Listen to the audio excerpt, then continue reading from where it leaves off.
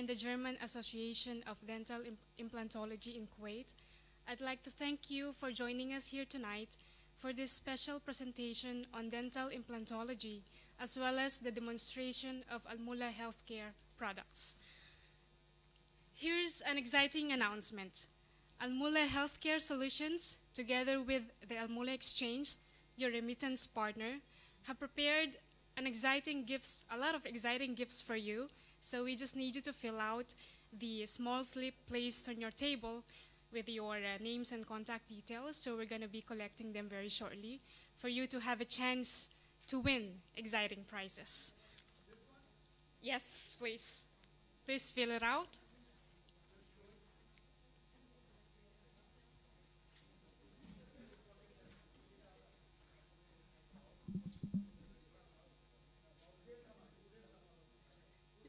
Lavina and Amani will be collecting the cards once ready.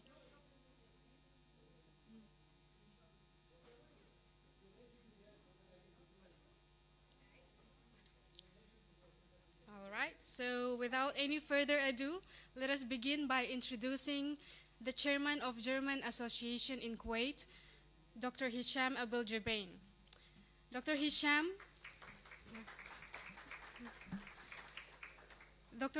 is an oral surgery and dental implant specialist, certified to use nitrous oxide conscious sedation. He has earned a master's degree in oral surgery as well as a Germany board diploma in dental implants field. Ladies and gentlemen, let us all welcome Dr. Hisham.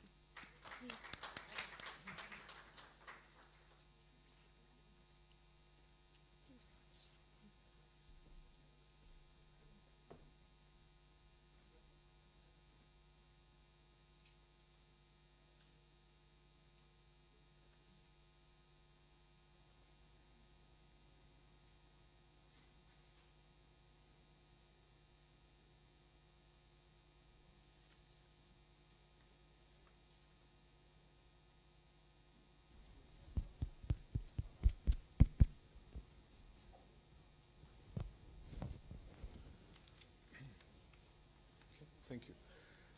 Thank you, man. Welcome, everybody. بسم الله الرحمن الرحيم. أرحب فيكم الليلة بحفل العشاء وحفل حفل لقاء خريجي البورد الألماني لزراعة الأسنان. I would like to welcome you all. I'll speak in English, please. I would like to welcome you all for the gathering dinner, second annual gathering dinner for the German Board of Oral Implantology in cooperation with Mulla International Company. I would like to welcome the General Manager of Mulla and the guests, yes, and all the colleagues, my fellow graduates who have joined us, who have graduated from the German Board of Oral Implantology in the past batches. Welcome to our meeting. I would like to give a quick and brief introduction about the past 8 batches that have graduated with us and what we do in the German Board of Oral Implantology throughout our curriculum. Just to give you some of the ceremonies that we conduct at the end of every year. We conduct a graduation ceremony where a designatory will be honoring the graduation ceremony. Dr. Rasha Subah has honored our first graduation ceremony in 2008, where she was the Undersecretary of the Higher Education at that time. Other activities we do throughout the year, we do internships where all the doctors will learn from the internships and the rotations that they hold with me in the clinic, where they attend and learn directly on their friends, whom, as you can see, he is very scared from what has going to happen to him. Okay. Most of the colleagues would bring their relatives, their friends, so we can treat those patients. Of course, not all of them. Some will bring other patients, but in all, we always advise them to conduct their first implants on their relatives, their friends, and under the supervision and under the supervision, they will perform the implant surgery, where they will have to conduct 5 implants as internships, and then 15 implants they will place themselves after the 5th module of the German Board of Oral Implantology curriculum. We have lecturers and professors coming from all over the world. We had a lecturer that came from Mexico. We had lecturers coming from Lebanon, United States, Dr. Nabil Boutros, from Cairo, Egypt, from Jordan. So they are a combination of lecturers with expertise in implantology and in their fields in universities around the world. From Lebanon, Dr. Nabil Barakat also joins us. We had the opportunity also to conduct a cooperation with Kuwait University. I don't know, Dr. Walid Rinno has arrived or not. He is in the anatomy department. Dr. Walid Rinno, we have a joint venture together with them where our classes for anatomy, we spend 2 days in the morgue of the medical school and learn all about the anatomy of the head and neck throughout the course itself. This is part of the specimens, and you can see the cadavers there.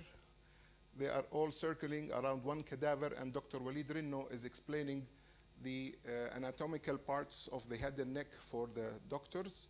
As I told you, they spend 2 days in anatomy department with the cadavers or the specimens learning about anatomy. And at the end of each day, there is a small quiz to test their knowledge. Treatment planning. As much as I advise all the candidates and all the participants of our course to make sure while they are taking the course to attend and pay attention, because whenever we are doing treatment planning and attending the classes, attending the lectures, in itself, it's a condensed course. So they are spending 2 days every module from 9 a.m. till 5 p.m. on Friday and 9 a.m. till 6 p.m. on Saturday. And sometimes we go and break for surgery at the end on Saturday. So it's a lot of information, a lot of knowledge. So we always advise them to, as much as they can, to pay attention and attend the lectures because you want to train your brain, your subconscious mind to learn implantology.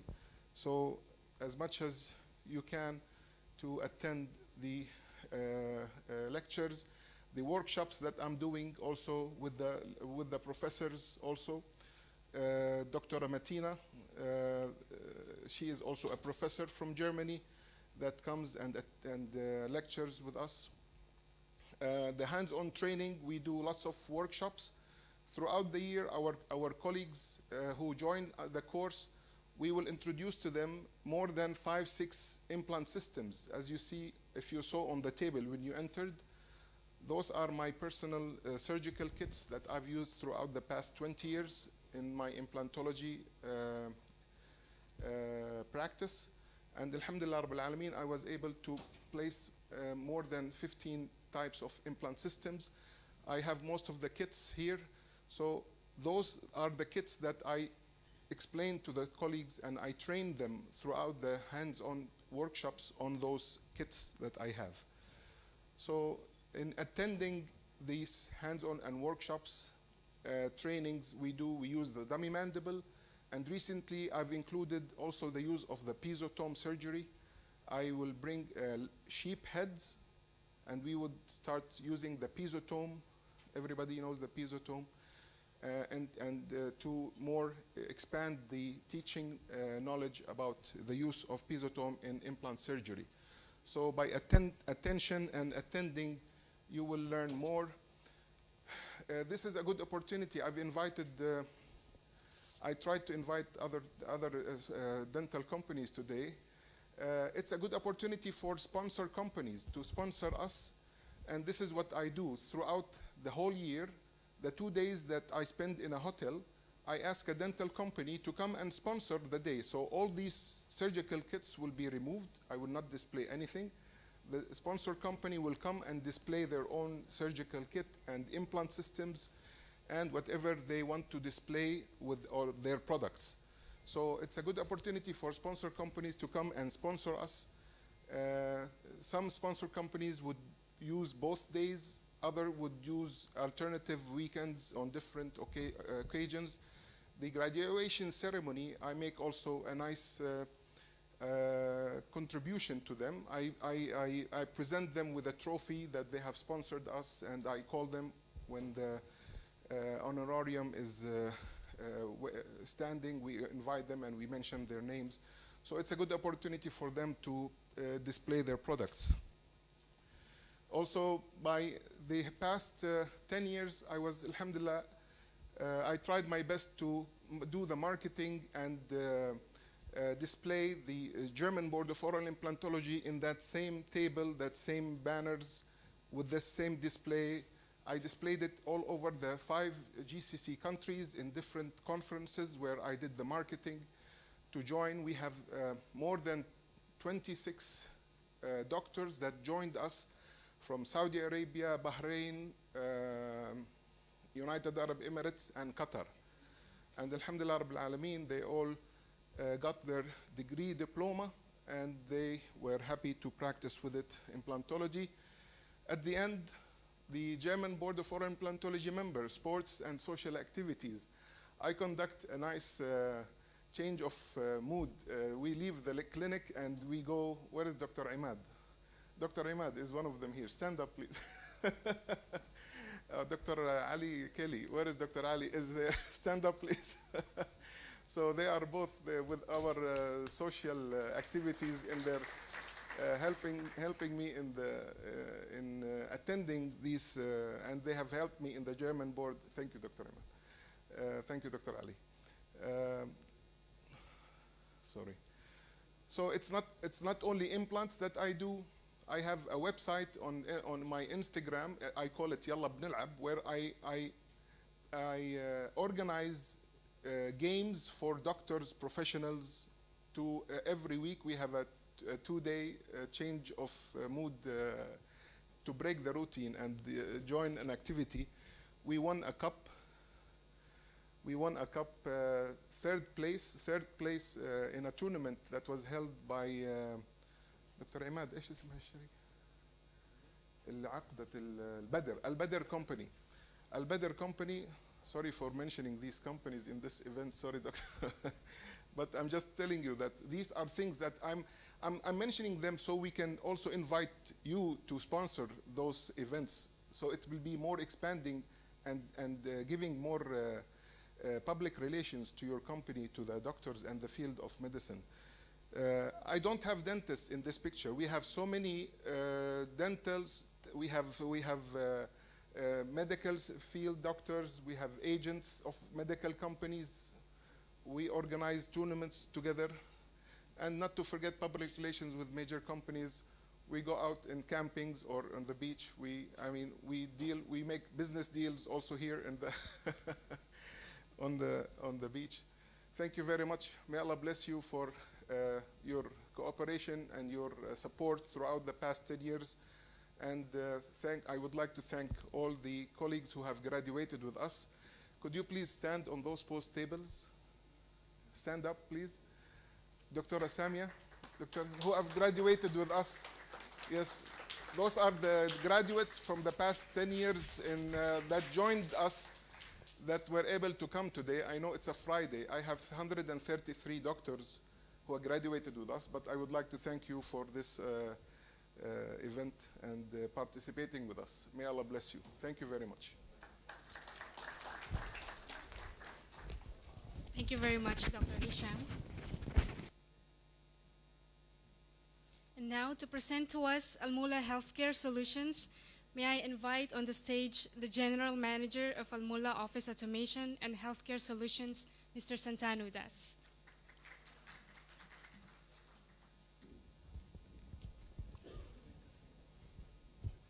Check.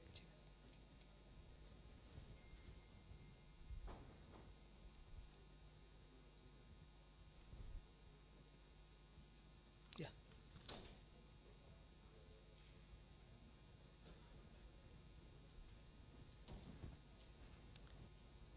Good evening, Dr. Hisham, Mr. Hormuz Zawar, Managing Director, Al-Mulla Exchange and Trading and Manufacturing Department, Dr. Rasha, and all the respectable doctors available in this room. I really welcome you from Al-Mulla Healthcare Solution to this event. We are very proud to announce that we have been the Al-Mulla Office Automation Solution for last 40 years. We are the leading organization in Kuwait providing solutions and services for the Al-Mulla Office Automation. But for the last 2 years, we decided to move forward, move towards medical healthcare solutions. And then with this motto we have actually got a very good line of products and solutions and services available for you, which is like in point of care ultrasound equipment. We got it from Ultrasound Konica Minolta. We got imaging printers from Oki. We got range of dental equipment from Medit, which will be launched today, and medical consumables available for you. These are some examples of the products and solutions we will be providing to you in details. The first of all is the Konica Minolta ultrasound. You know, Konica Minolta is leading brand for the imaging camera company. So Konica Minolta has come out with ultrasound machines, which is actually for point of care, which takes care of superior image in needle visualization, detailed tissue differentiations, and sleep angle approaches. So these are the very unique features which we have in Konica Minolta ultrasound. Then comes the Oki DICOM printer. You know, all the X-rays and everything, films are very expensive, which can be replaced by a very beautiful and very colorful A4 plain paper printing, which will be very easy for you to diagnose in a color way all the X-ray machines. So this is very good for, it reduces the price and it improves the quality of your capability. Then we have BMW medical furnitures available. In this furniture, we get reception and transfer patients. So all type of transfer patient furnitures are available from France. The BMW is a very good, excellent company in the worldwide. They are a family-owned company which manufactures the furniture. So you get this furniture from through us. Then we have Melisha Medical Turkey. From Turkey also you can get you world-renowned products available with us, which has basically patient beds, intensive care beds, stretchers, and patient room equipments. So these are all available with us. We can actually build a hospital with you together. So if you are building a dental care solution, so we can build with you. We can provide all these solutions available with you so that you can have a very efficient dental clinic available with you.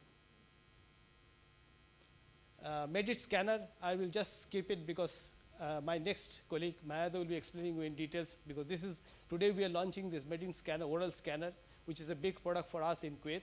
So Mayada will be taking care of it. And then we have the milling machine, we have the digital printers. You can actually prepare crown in Kuwait today. And we'll be able to help you to build up a lab for you. If you want to build up a lab for you for that dental things, we can actually be a part of it. We can be a partner to it. We can provide this support to you too. And all type of medical disposable is also available with us. So you can come to us, we can be a partner to you in a monthly, weekly, quarterly delivery. So you don't need to buy the whole years. Basically, you can just tell us what quantity, which item you want to buy. Even we can deliver on a weekly, daily basis. So you don't have to hold any inventory. We hold the inventory for you and we supply you as per the consumption. Our strength. I said that in previously that we are the renowned best organization for 40 years in health office automation solution. Our strength is the service. We believe in after sales service, and that's what we actually provide. We have a very trained engineer of 42 engineers, including a biomedical engineers now, and we ensure that all the services provided through app based. We have a customer app where through customer app you can register the calls on equipment basis, that our engineers will be tracked, will reach to our customer and then service the machine. We don't have any issue of storing of any spare parts. All the spares are everything available with us. So spare parts, service, technical service, everything will be available with us. So that is our strength. That's why we actually moved from office automation to healthcare solution, because you know healthcare solution is very mainly dependent on the services. Product, if your equipment is not working, if it's not working 24/7, it's very important for us. So that's what we ensure. We actually, we track our performance, response time, average performance parameters, and we go back to customer, claim that this is what you have given the services. We actually negotiate with customer what will be our service parameters, and we achieve always 92, 93, 94% of our service parameters. And this is in discussion with customers also. So that's our base strength. We actually have vehicles, engineers driving vehicles with refrigerated vehicles, so that all the medical equipment which is very sensitive to temperature can be transported to customers at any point of time. Today we would like to thank Dr. Hisham to make us partner for this event. We really appreciate and thank you the things you're doing, the negotiation you're conducting in Kuwait, and we really appreciate that you made us a partner for today's event. And we would like to go through you to all the doctors available in this Kuwait, and we'll make it a big partnership with us. Thank you. Thank you, Mr. Santano. For the information of the newcomers, we're doing a lucky draw, which is sponsored by Al-Mulla Healthcare and Al-Mulla Exchange. If you have not filled out the form, please do so, and our colleagues will be collecting the form shortly.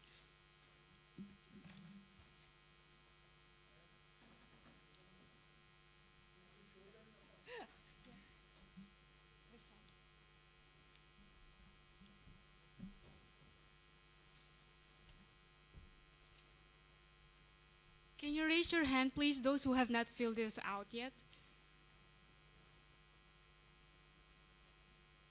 Fine. Thank you.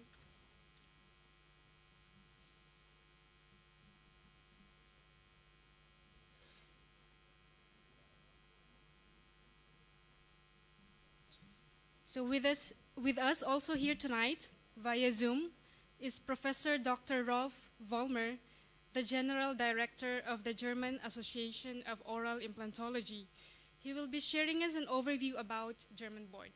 Let us all welcome Dr. Vollmer.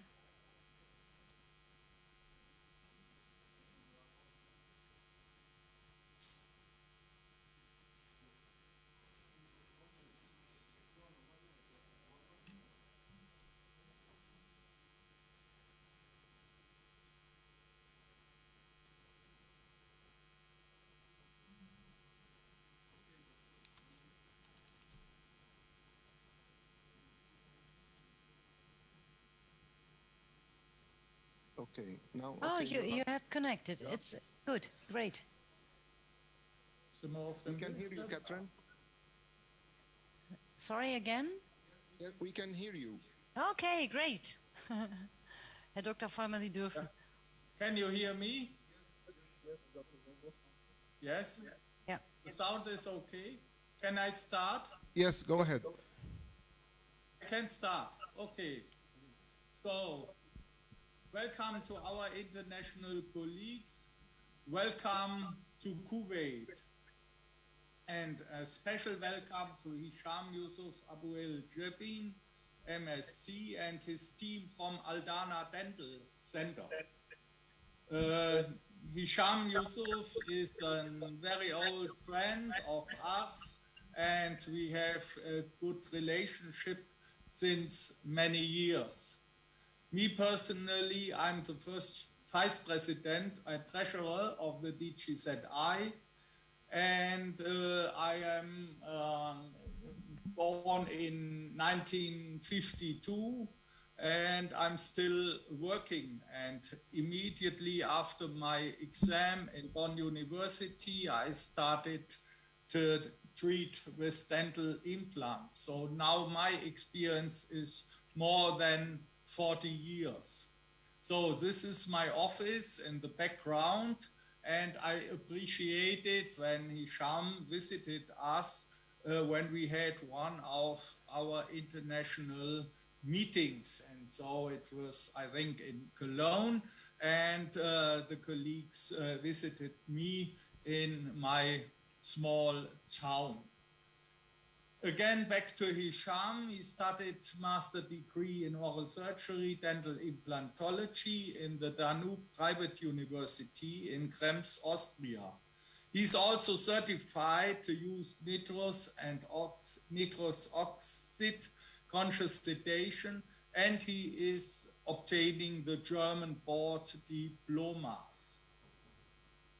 The German Association of Dental Implantology was established and registered as the oldest dental implantology association, and we were established in 1970. This German Association of Dental Implantology is an association active in the field of dental implantology. We are focusing our activities on the continuing education and training of dentists in dental implantology in Germany and abroad. The goal is to improve quality and quality assurance, as well as the safety of therapies in our patients. Some explanations about DGZI.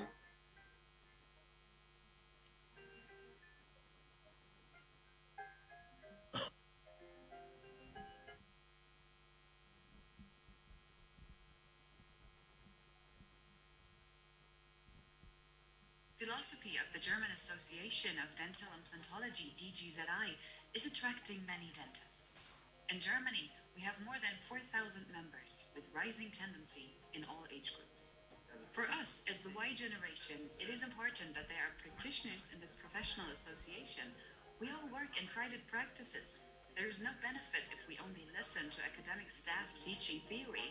Actually, we need to know the practical parts also. We were approached from many sides that DGZI has a great team spirit. The symbiosis of these 2 points has induced us to be a member of DGZI and to support their activities. And exactly this first impression has not deceived us, and rather positively reinforces that it was the right decision for all of us. The DGZI is a dental specialist association with tradition and a sensitive feeling for future developments. Our success is not self-evident. In our early stages, we had to do a lot to convince our colleagues about the advantages of dental implants. An essential element are the nationally active study groups that are a benefit to all sides. To meet at least once a quarter to discuss first the latest events and reports, later to enjoy a more detailed lecture, which is done only locally. This is a kind of training for colleagues to keep them updated. The second reason why I appreciate the extraordinary study groups is the contact to the colleagues at the base to hear about the current demands. Listening, having discussions, and taking seriously other ones. This is the basis for a good relationship between the colleagues and DGZI. Today, dental implantology is on everyone's lips, which is not least a great merit of DGZI. One point distinguishes our professional association: to think outside the box. We don't want a closed shop mentality. We do want to be open not only for the specialists, not only dentists, not only oral or maxillofacial surgeons. We want to be open for all those who strive in the team around the patient. These are the groups mentioned, but these are also the auxiliaries, like the dental technicians, dental hygienists, and nurses. With them as a team, we can achieve the best results for our patients. Especially the interaction of dentistry and dental technology has been driven by the DGZI from the early beginnings. As the first professional association, we introduced our curriculum in. So let me tell you something about the postgraduate education, the so-called GBOI. As we explained, our DGZI curriculum is a continuing education graduate program, and meanwhile it's running in Germany since 2002, and we offer now the training program for the colleagues all over the world. It is a licensed program offered through the cooperation with universities, certified visiting professors, and opinion leaders, also like our friend Hisham in Kuwait, who is performing with companies and the colleagues the presence modules. Also, we have integrated since some years the online e-learning training program, and all this can be finalized with the qualification diploma, the so-called German board. In fulfilling its purpose and objectives, the German board requirements are, according to the Federal Chamber of Dentists, the German Association of Oral and Maxillofacial Dentistry, and the German Consensus Conference of the big German implantology societies. So what is our mission? At first, the first step is the so-called curriculum implantology, which many of our colleagues now who are assembled in Kuwait will follow. Another step is the expert in implantology, and finally the implantology specialist. So what will you learn in this program? We will cover the surgical anatomy, the imaging techniques, preoperative preparation, risk patients, odontogenic infections, complication, surgical basis of traumatology, and practical training also is including patient surgery, which will be done in Kuwait.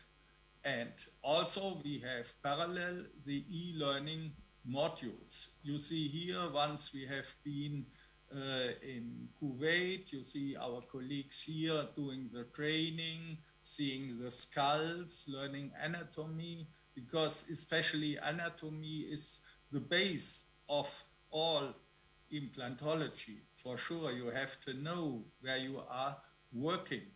Here you see we are doing a final exam.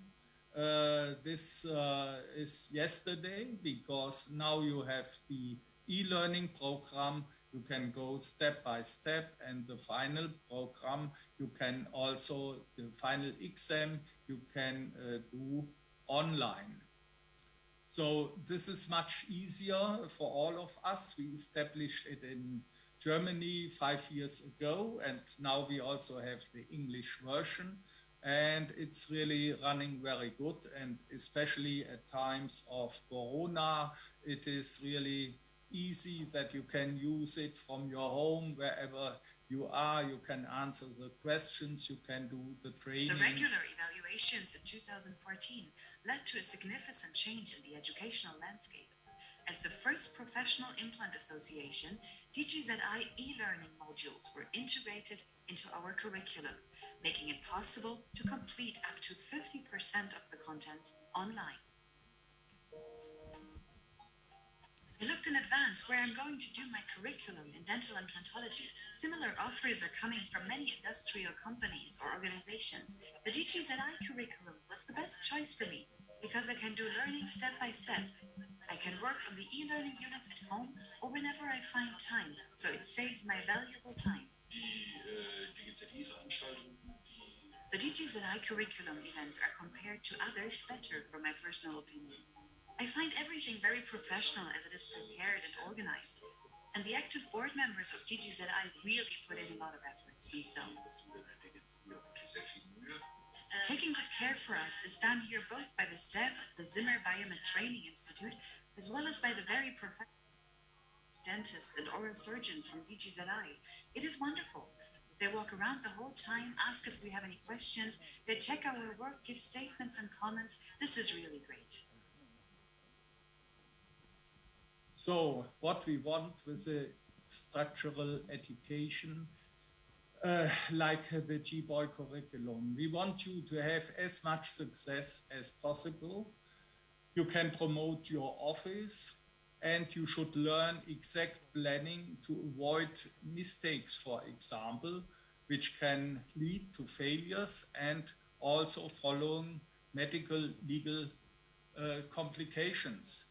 40 years ago, it was like we were working in a red light quarter, but this is long yesterday. But if you see the statistics, so dentistry is under the third part ranking concerning mistakes and malpositioning, for example. So it is important that everybody knows exactly what he can do and that he is avoiding these mistakes. So after the GBOI, you can go to the expert implantology, DGZI. If you have successfully finished 200 implants, and then you can get the certificate. The third is the specialist implantology, DGZI. For this, you need 400 implants performed and operation catalog, and you can go to these exams. Another educational step is you can get a European master, like our friend Hisham, Danube Private University in Krems. So concerning and back to the GBOI e-learning, we have a training of more than 1,400 questions. You can do it from your home. And we can do also the oral exam if we are not able to come to Kuwait, for example. We can do it by Zoom with the German board directors. You will also get, for example, for data flow and confirmed signature, I will prepare immediately before we send you these certificates and prepare everything so that it will be not a headache later, and you get also a free membership certificate for 1 year after registration. So again, we want to promote you, but you also have to consider that there must be a maintenance, and the certification is only valid for 5 years, and then you have This to history be of DGZI decertificated. is a long-lasting story of success. To say it in the words of the president, let's roll up our sleeves. There's still much to do. Also have to consider that there must be a maintenance. So the contact is Hisham, and also the registration is still open. You can still register with Hisham. So this was my first lecture. I say bye-bye, take care, stay safe. Hopefully we can meet together, and I think with the GBOI colleagues I will meet later in 1 or 1.5 hours for a scientific lecture. Bye-bye, take care. Dr. Vollmer? Yes? Sorry, please, Catherine, we would like to present Dr. Vollmer on the middle of the screen. Okay, dann müssen Sie einmal Ihre Bildschirmteilung aufheben. Die möchten Sie gerne in voller. Yes. Also ich gehe jetzt hier raus, oder wie? Genau, und gehen Sie unten in Zoom auf. Genau, richtig. So, Ja. und jetzt? So, jetzt sind Sie in groß zu sehen da bei denen. I would Also, like, okay. I would like Soll ich to, alles so lassen, oder? Ja, lassen Sie erstmal so. okay, I would like to Yeah. ask the graduates Yeah. of the earlier years, please come to the stage. We will take a group picture. Er möchte ein Foto jetzt machen. Dr. Ja, Samia, ja. das Dr. hatten wir Samia. besprochen. Ah ja. The graduates of the German Board of Oral Implantology in the past years, and the group, the new batch, Dr. Mohsen, the new group. Please Gehen jetzt zu dem Bildschirm. join us, ne? please. We will arrange it in a way. Okay, let's stand here next to the. So Dr. Vollmer will be in the middle. Come to the side. Come to the side of me.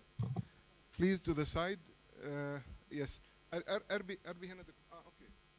ايوه هذا صار بالنص هلا. لا خليك هيك. صح هيك. صح هيك. ايوه. كم دكتوره join. تفضل. Ist vielleicht so besser, wenn ich so stehe, oder? Very good. Parts? Ja, ja, bleiben Sie so Ja. stehen. Yes, yes. Auch ein schönes Bild gerade. No, Catherine. No, Catherine. His picture. His picture. No, it's okay. No. Just Dr. Vollmer. His picture went very small. It's okay. I need his picture in the middle. You okay? No problem. No. Dr. Vollmer's picture in the middle. Switch. Yes. Okay, Catherine, put him in the middle. Yes. Okay. Come closer, please. Doctor, yes. Really? Doctor, come here, please. Okay. Yeah. Yes. You can send me a picture later, my friend.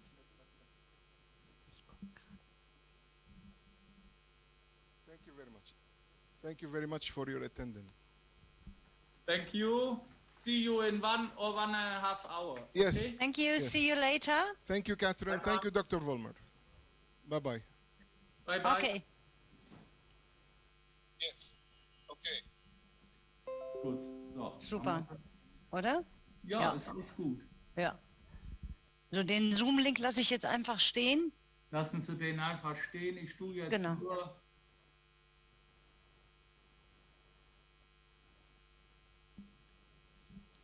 Hello. Yeah. Thank you very much, Dr. Vollmer. And now I would like to invite Mr. Hormuzda Davar, the Managing Director of Trading, Manufacturing and Financial Services, to deliver some keynotes about Al Mulla Group. Mr. Davar.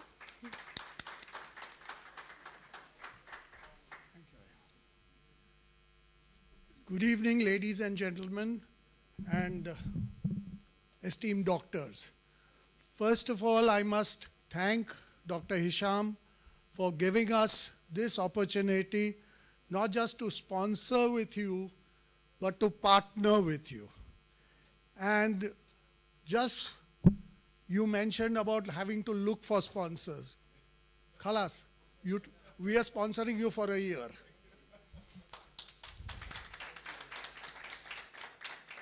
And why are we doing this? Most of you must be knowing Al Mulla Exchange. And one of the ways Al Mulla Exchange has grown is by treating its customers as its family. So we don't do transactions, we value our customers. And therefore we always build relationships with our customers. Now how does this tie in with GBOI? I have a proposition for you. You are offering dental solutions for your doctors. They are being trained on dental solutions. My friends Shantanu and Mayada are going to show you all the hardware on that solution. You will provide the software. Al Mulla Finance can finance any of your doctors who need financing to set up those clinics and buy hardware, software, trainings. Al Mulla Finance is there as the group. And I can refer them to the concerned people. And last but not the least, all of you all send money and Al Mulla Exchange, the app is there for you. So Al Mulla Group will provide your colleagues and friends a full solution for GBOI, not just an annual sponsorship. So with that, as a patient, and my doctor is here, I won't embarrass him. I was with him yesterday. As a patient, I tell you, you guys are great. Thank you.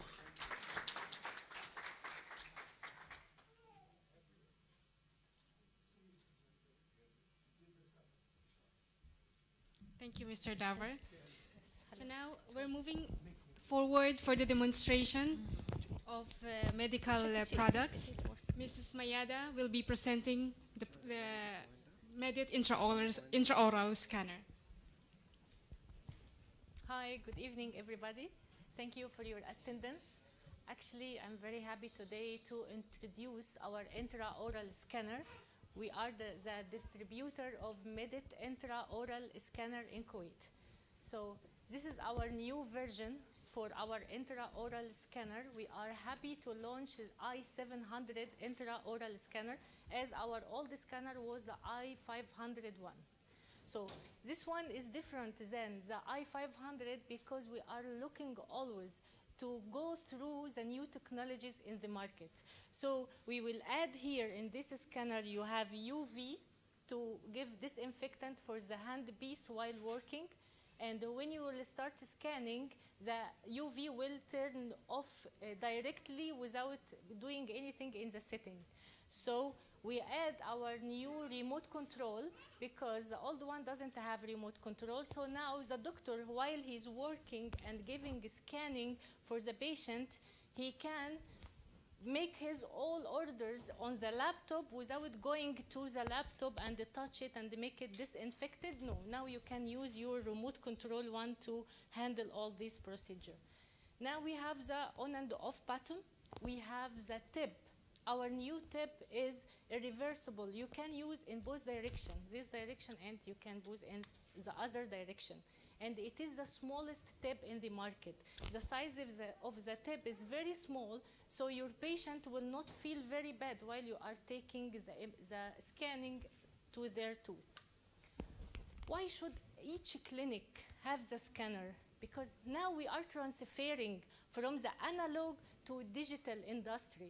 All the clinic have to have these new scanners.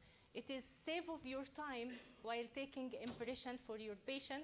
It is low cost because once you are making the impression, maybe you will tell me that the impression material, it's not that much expensive. But can you imagine when you are taking the impression to your patient, if you need to repeat it again, so you duplicate your work 2 times with 2 costs. If you are dealing with a lab outside Kuwait, so you will send your impression to that lab with DHL or whatever, so this is more cost. Now you can transfer your data by our software directly all over the world by just click in your send button in your laptop. So all the world is going to this digital technology to introduce to the whole world and all the dentists. Your patient will come to your clinic. They feel bad while you are using the impression. Some patients, they don't like that type of taking impression. So now patient will be satisfied. You will have more patients in your clinic. So now I will show you how we are using our software. Our software is very easy software. It is the easiest in the market. No need for you to pay more fees for your software because we are giving you 5 tera for free. You can keep in your Medit link and you can use it. Once it is full of your data, you can transfer all the data either to your laptop or your USB. So this you will save and again you will reuse this software once again. So no need for paying any more fees. Again, we are the only leaders in the market which have new updates and the new technologies you will find in our link. You can install all new techniques in your work. You can install it for free. Every month you will have new ones, so you can install it and it is always for free. So each clinic, we are giving the scanner, we are giving full support. We can make for each doctor in the clinic his own account. So the doctor can just rate his cases, know how many cases he did per week, per month, whatever, and differentiate from one doctor to the other doctor. And all this we are supporting for free. For the lab, if you are using any lab in Kuwait, we are putting our software, again installing the software for any lab you recommended, and also it is for free. So now let's go to inside our Medit link to check our scanner and how it is work.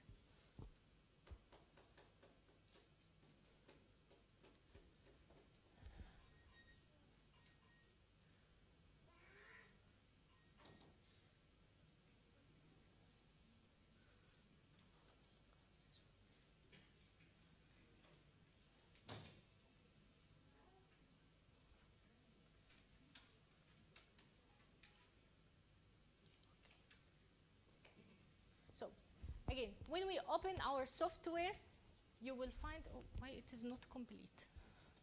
Can you check please this one? It is not coming here, this one.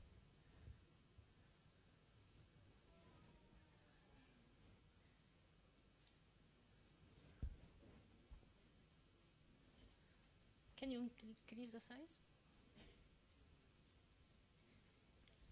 Make it first, please.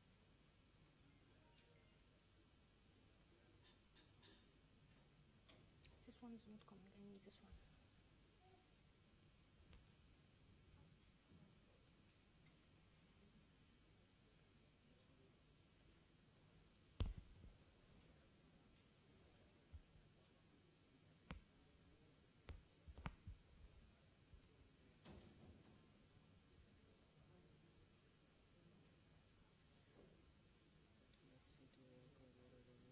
Okay.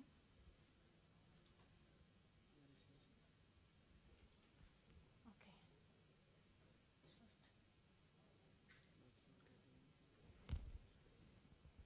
No issue, we can keep it like that, it's okay.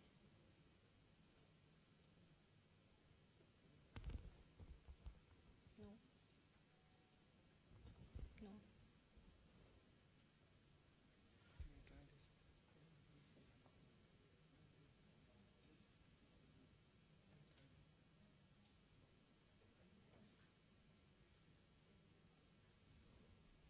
Don't control.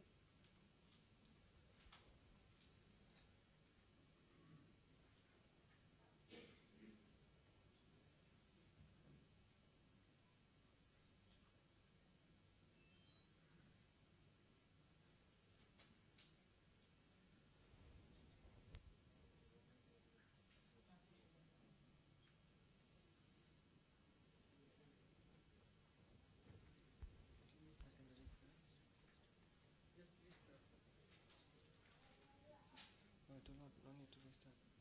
Do not. The solution is good. Okay, let's go here.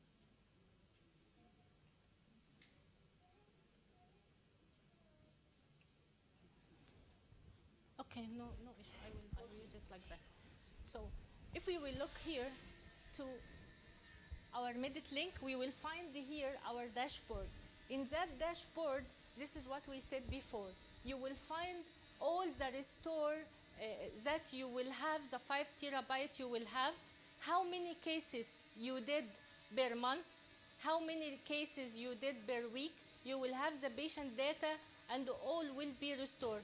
How many patients you send their scanning already to the lab, how many patients pending and still you need to send again, and how many patients complete their lab already. Okay?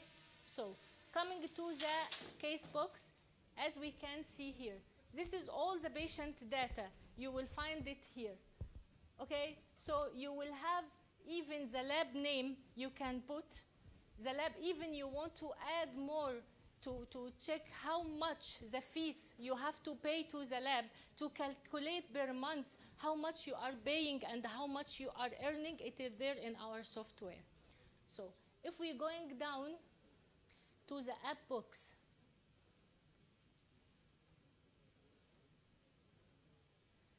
as we see, every month you have to install, you have an update for your already remaining tool or whatever, and you can add more apps to use in your Medit scanner already. So what is already there in the software, you can make only update with the new version. And whatever is not there, you can only install. So all the time, you are connected to the new technology in the market. And we have one thing more. All other scanners in Kuwait, if you need to make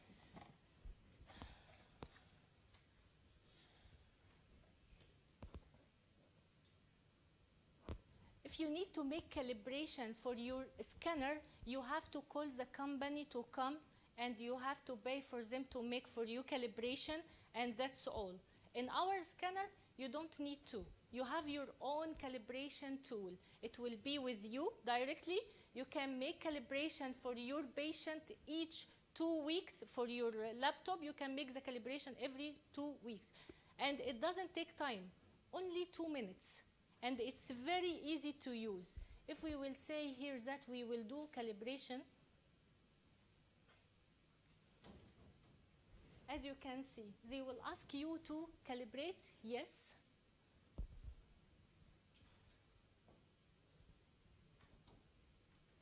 They will tell you to connect your calibration tool to your scanner.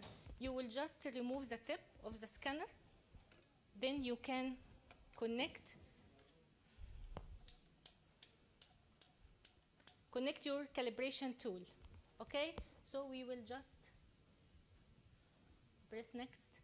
Now we are connecting. Here you will find from 1 to 8, then last.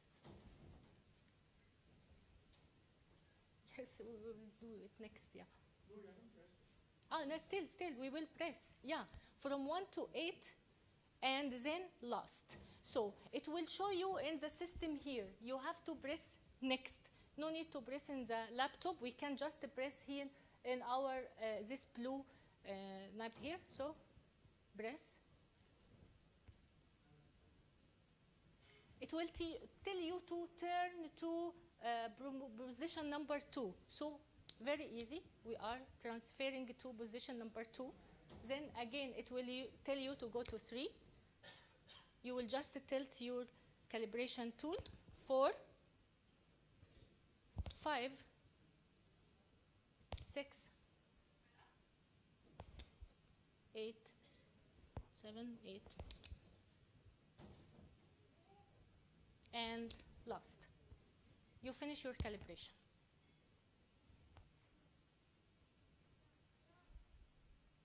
No need to wait for any service to come to you to calibrate your scanner. You can do by your own in 5 minutes. And now it is past calibration. And as we said, it's recommended to make calibration for your scanner each 2 weeks. You can keep even for 1 month until it will ask you for recalibrate your scanner, or you will find any problem in the image or transferring your data. So now we will complete. Again, we can connect the tip. And by the way, the tip you can use for 100 times. Our old tip, it was only for 50 times. Now you can use your tip for 100 times. Then between each patient, you will put in the autoclave. Okay, so it is autoclavable. You will just wash with soap and water. Then you will put here a gauze. You will put in the autoclave for 30 minutes on 121 centigrade. Another option, 134 centigrade for 10 minutes. Okay, so if you want to start a new case, we'll come here and press our new case. New case will ask you for the patient name and the patient data. We can just put test. And you have here register and scan. Register, if you have a patient, will come to you within 2 hours, 30 minutes. So you can just register your scan and keep it until the patient will come. So register and scan, you have the patient already on the chair. So we will press register and scan.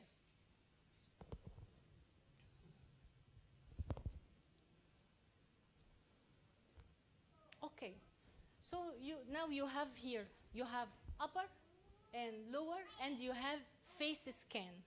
Okay, and from here, you have a lot of options which you can increase already and update from our updating software box that I showed you before.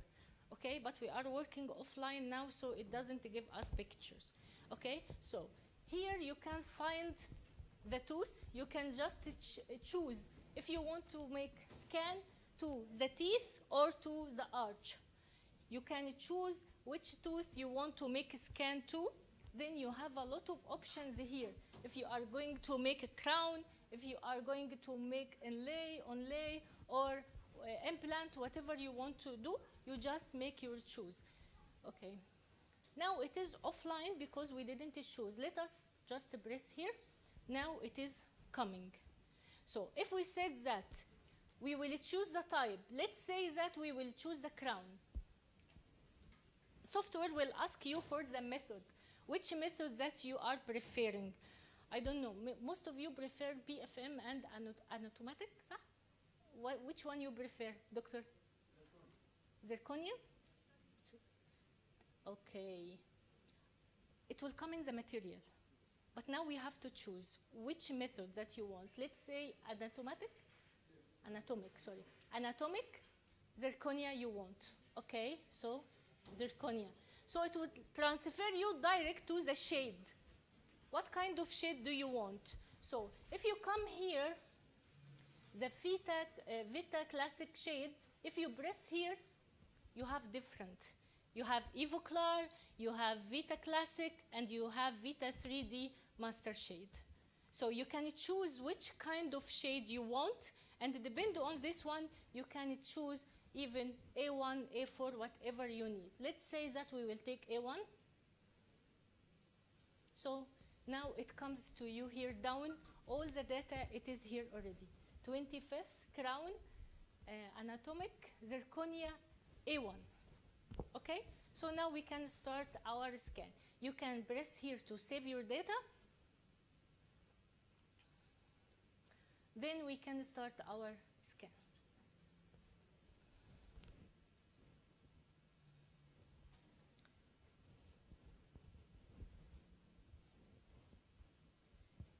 Now it is connecting. For our new scanner, if you want to have a practice mode, we are giving you this already option, which you don't have in any other scanner. So if you will press here, practice mode, you can practicing in this mode. Okay, let's say that we will take the practice mode here. So it will ask you to scan this code here, so you can start your practice mode. Okay.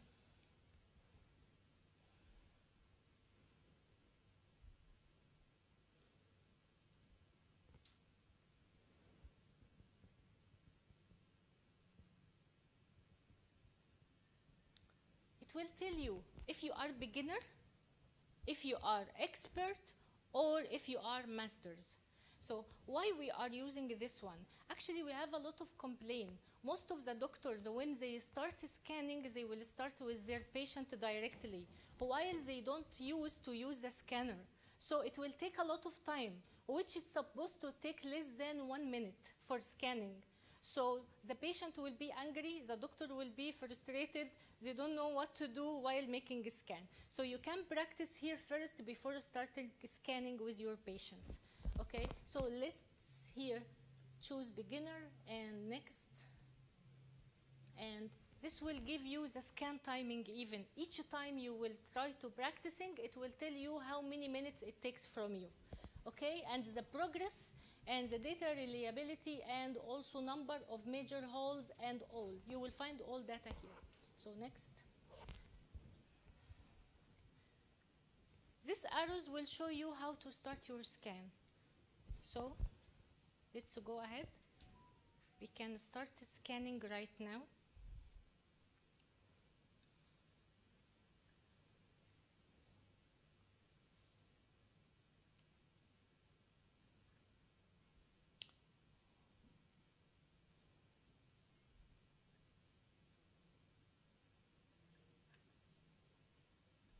So while you are making a scanning, you can choose for reliability color if you would like to have. So this one you can choose with your colors only. We have also green color. This is another color, and we have green color. Each green color that you mean that you got captured the area that you want. Okay, the red color means you miss that area and you have to capture again. So now while we are making a scanning,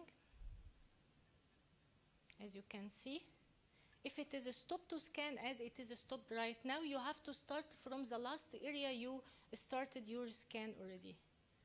So it's here coming. And your scan is supposed to be way 1 ml away from the tooth while you are scanning.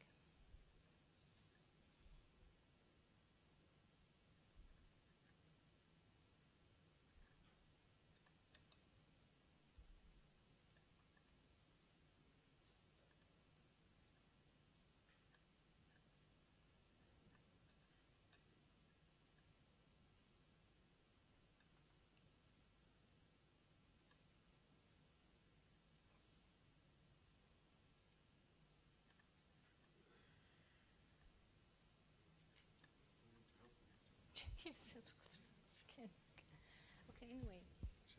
We can just stop. It's okay, Dr. Hisham. خلاص stop. Yes. So, this is now the scan that we take with our scanner. Okay. As you can see here, this is the scan. Again, you can change the color from here. You can put it whatever color you need. Okay. And here you can find filtering. This filter you can use to filter the colors while you are making scanning. So if you are wearing like blue gloves, so better you make filtering, you press the filtering, it will ask you to scan the colors that you want to filter. So you will scan your gloves already. Then while you are working and taking the scan for your patient, the blue color will not be recognized by the scanner. Okay? So also, we have another filtering. It is for the teeth and gingiva. So while you are working, you can use to filtering only the tooth. So while you are scanning, only the tooth will come, or the tooth and gingiva, and or the tooth and the whole arch while you are scanning. So all this you can use while making a scan. Here, of course, the tools in the left side, you will have trimming. So after you make your scan, you can make trimming for the unneeded area. Okay, so you can just remove this area so it will be clear, and it will be clean also to send to the lab direct. Here also you can make look to specified tooth. So while you are making a scan, if you have a problem with another tooth, but this one scan is okay, you can look that area. So while you are making a scan, you will not repeat scanning for that area again. Okay? Also for the undercut, you can check all your undercut before you sending the scanning to the lab, as it is a nightmare for the lab to have undercuts while they are working. Okay, so we have a lot in our softwares. Okay, so you can do it all by yourself. You will prepare all your data and save it. After you finish, you will just press exit or save it, and you can transfer and transport it all by STL file to whatever lab you want to work with in Kuwait. So by this one, you save your time. You save the patient time, you save your money. No need to have a lot of problem with the impression materials to your patient, and you are going with the new technology which cover all the world now for the intraoral scanner. Okay? Thank you very much, you so Dr. much Mayada. for your... Thank you very much for this presentation. It's really informative. I've used the Medit i700, and it's a very faster machine than any other machine I've used before. It has more accurate images, and it has a small head and a narrow head where it can fit easily in the patient's mouth. So for me, I'm happy with it, and I recommend it really. Thank you, Mr. Thank you very much. Thank you. Thank you, Mayada, for that interesting demo of Medit scanner. So I hope everybody has submitted the forms, because we're going to be doing the first draw. Has anybody submitted yet?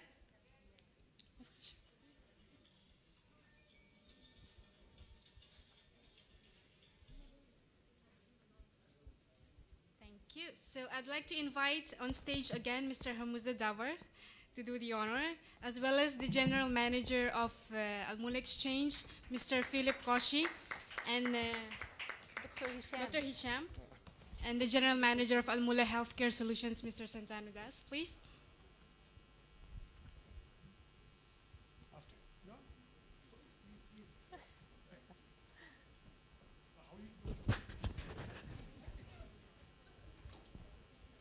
They need mic. Yes.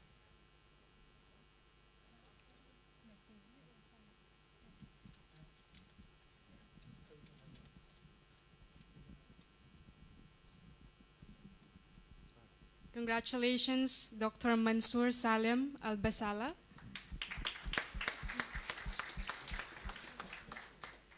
You're the winner of Sharp TV. Yeah.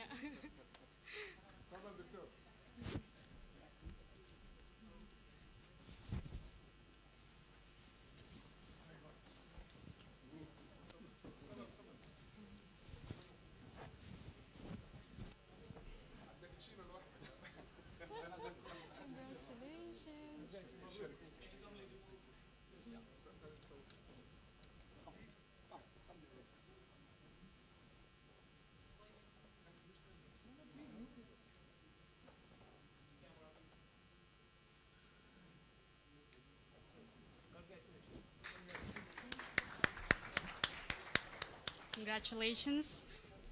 So who will be the lucky winner of iPhone 13? First. Oh, yeah, sure. Thank you. Oh, sorry, we will be giving away one more TV, Sharp TV. Congratulations to Dr. Amira from Frawania Hospital. Oh.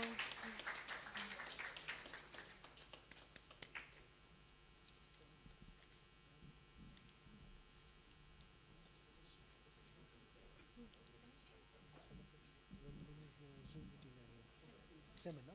Okay. Seven.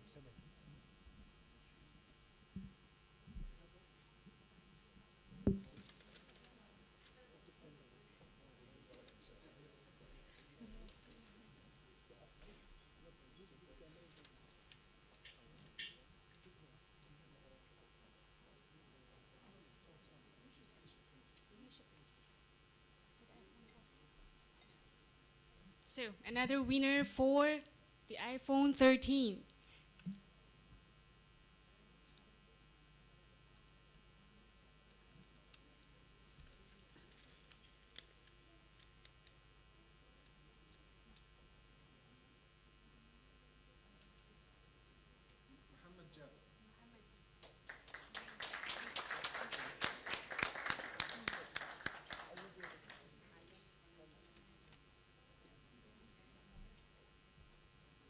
Thank you very much, Al Mulla Exchange.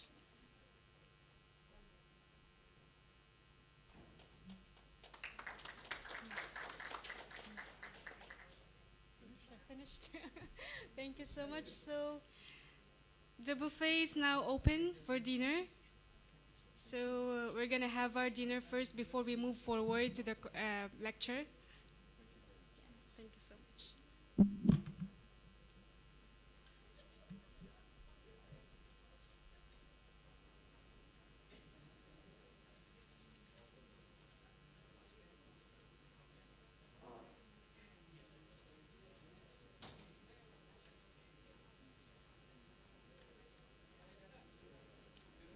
Yeah.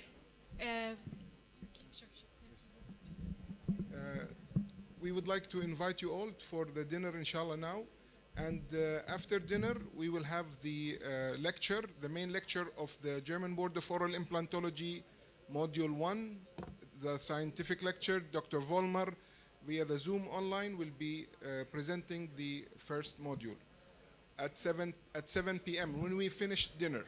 So finish your dinner, and those of you who are interested to attend the lecture, you are most welcome. The German board graduates and the new batch can attend, and the guests, whoever would like to attend, you are most welcome to attend the lecture with us at 7 p.m. Thank you very much and have a good dinner.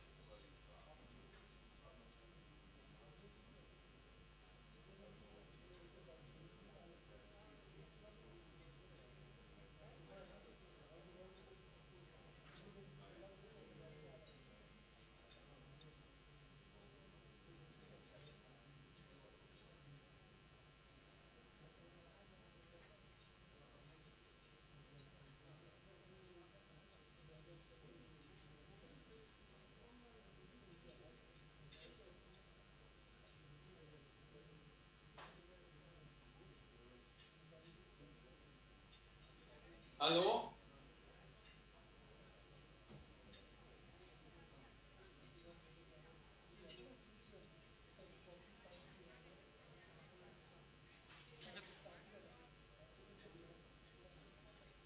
Herr Dr. Vollmer? Ja? Hören Sie mich? Ja, ich höre Sie. Ach so, okay. Haben Sie Hallo gerufen oder? Ja, ich dachte, Ach so. bei uns wäre. Nee, die sind jetzt essen und er hat gesagt, um Punkt 19 Uhr, also 17 Uhr geht's weiter wohl. Okay, hat alles Ja? gut geklappt. Wir hatten nur vorhin die Kamera abgeschaltet. Ja, habe ich gesehen, alles gut. Ja, Er ja. hat jetzt scheinbar, der Computer hat jetzt, wo die Kamera ab ist, scheinbar auf Mikrofon geschaltet. Ach so, okay. Aber Ja, der können Sie jetzt erstmal so lassen, oder? Wir wissen ja gleich, wie es hat das umgestellt so geht. geschaltet und kurz vor 5 an. Ja, genau. Ich bin jetzt den neuen Strompreis am Suchen. Aha. Ja, dann wünsche ich viel Erfolg, sage ich nur, ne? Hat der Anbieter auf 51 Kilowatt. Naja. Ja, das ist schon eine Frechheit, ne? Ja. Und der Schröder sagt, der Westen ist dran schuld. Ne? Ja, eher weniger, also. Aber gut. Ja, er war doch da, der Westen hat nach der Wende sich nicht darauf eingerichtet. Er war doch selber nach der Wende mal Bundeskanzler, oder? Naja, der ist ja, genau. Oder was auch immer. Naja. Ja, Strom und Gas ist wirklich der Hammer. Also ich bin auch gespannt, wie viel wir vertanken. Ne? Aber Sie ja auch nach Spanien, ne? Ja. Das wird noch ein bisschen was kosten, ne? Meter, der Kiab auch relativ viel Sprit, also Mhm. unter 12 Liter komme ich dann nicht, weil das noch ein alter Motor ist, aber okay. Ja. Oh ja. Ich bin gespannt, was wir jetzt nach Lübeck morgen haben. Wir 450 Kilometer, das ist immer ein ganz gutes Ding, ne? Haben Sie eine Tankfüllung? Schauen wir mal, 160 Euro wahrscheinlich. Ja, gehe ich auch von aus. Ja. Die Frau hatte jetzt den Daimler voll getankt. Oh, da hatte die 180 Euro oder was. Okay. Die hat ja Oh, schon- warten Sie mal, der Hisham hat mich gerade angerufen. Warten Sie mal eben, ich spreche mal mit dem. Ja, was will der?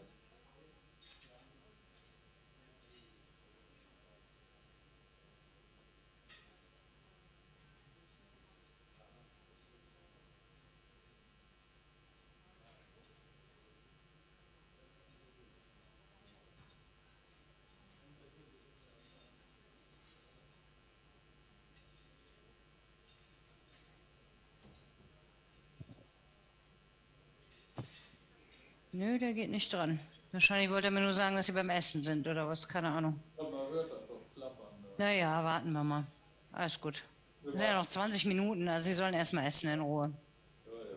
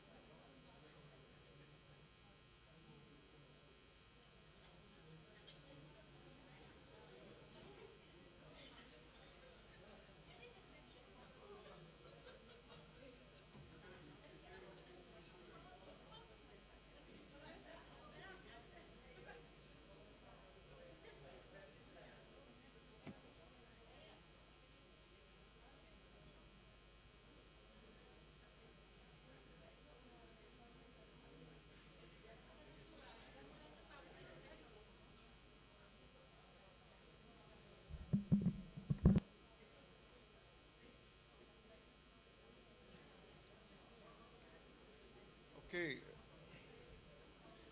Welcome back, everybody. We will be starting soon the lecture from Dr. Vollmer from Germany, and we will be waiting for just 1 minute more for the doctors to come in.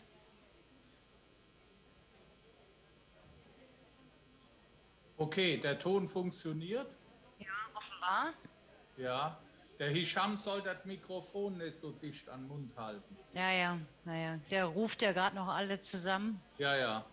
Aber mein Ton ist in Ordnung. Mira ist super. Ja. Bei mir ist gerade mein gesamtes Internet hier abgeschmiert. Das war jetzt auch cool. Also, aber Hallo, Catherine, man hat can you nichts hear gemerkt. me? Ich war mal kurz überall weg. Beim Weischer weg, hier weg. Also, Hat er sich wieder eingeloggt oder was?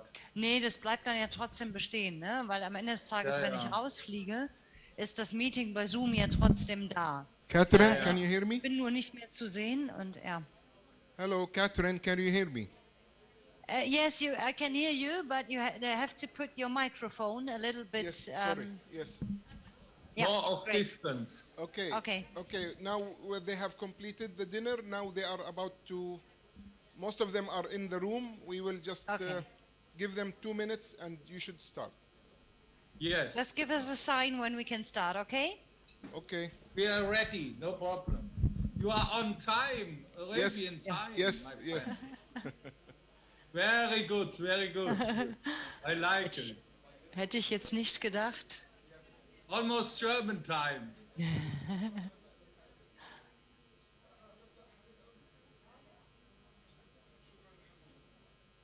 Ich hätte jetzt gedacht, dass die noch eine halbe Stunde länger brauchen. Ja, hätte ich auch gedacht.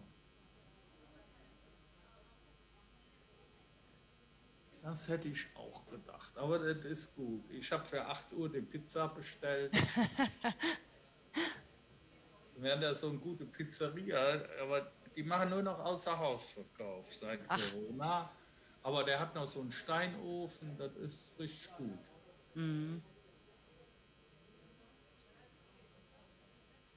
Ja, man muss ja auch mittlerweile alles vorbestellen. Das ist ja auch schon nicht mehr schön, ne? Ja, ja. Also,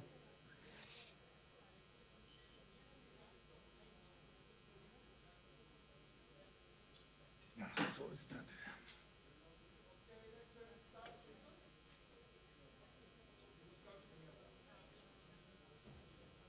Oh, mit der Technik hat ja geklappt. Ich dachte erst, Okay, Dr. Vollmer. ja. Ja. yes. Okay. Ja. You can Can I start. The start? microphone Can is you yours. hear me, my friend? Yes, your microphone is yours. Yes, okay. We Thank can- you very much. we can hear my you friend very Hisham, good, very for good. organizing this nice meeting to start the GBOI. And I hope I can give you some nice informations throughout dental implantology. And okay, I already introduced me, so we can go on. We are since more than 10 years among the top medical staff, and this year again by a famous magazine. So you see here, at that time I said, welcome to Cairo. You see our friend Fadel, Professor Asim also in the German board examination committee. And here on the right side, you see our old man, Professor Valentin, who will be also with us when we are doing the final exam. For implants, you are never too old. We just had a patient. She is more than 90 years old, and she wants to get an age of 100, so she decided for implants. If you see this photo, it's a typical photo. You see the atrophy of the lower jaw, of the upper jaw, and she does not have to open her mouth to see that she is teethless. But nowadays, and that is something we are very happy about, that we can help these people. As I mentioned in the first lecture, I started dental implantology more than 40 years ago. And before that time, we had a lot of patients we were not able to help. But meanwhile, with the dental implants, it developed so good that it is not longer like a voodoo or something strange like it was 40 years ago. So in this way, we can be very happy. And if you see here the complete loss of teeth in Europe, it's depending on the social system. And you see, especially in Morocco, Sudan, Egypt, we have a lot of patients which are teethless. I don't know what about Kuwait, but I think also in Kuwait you can find a lot of people teethless. And the funny thing is that everything or many things in the face are growing, but not the teeth. And you see the nose is very long, the ears are growing. If you look at some patients, you really see that the ears are getting longer and longer. I don't know why, but it is like it is. So why we want to have a structural GBOI curriculum? We want to have success in implantations as much as possible. You can promote your office by earning international certificates. And almost every week there are people sending emails to me which passed the GBOI exam, maybe 2008, 2006. Now they are going to go to Saudi Arabia, and they need data flow, and all these people are contacting me.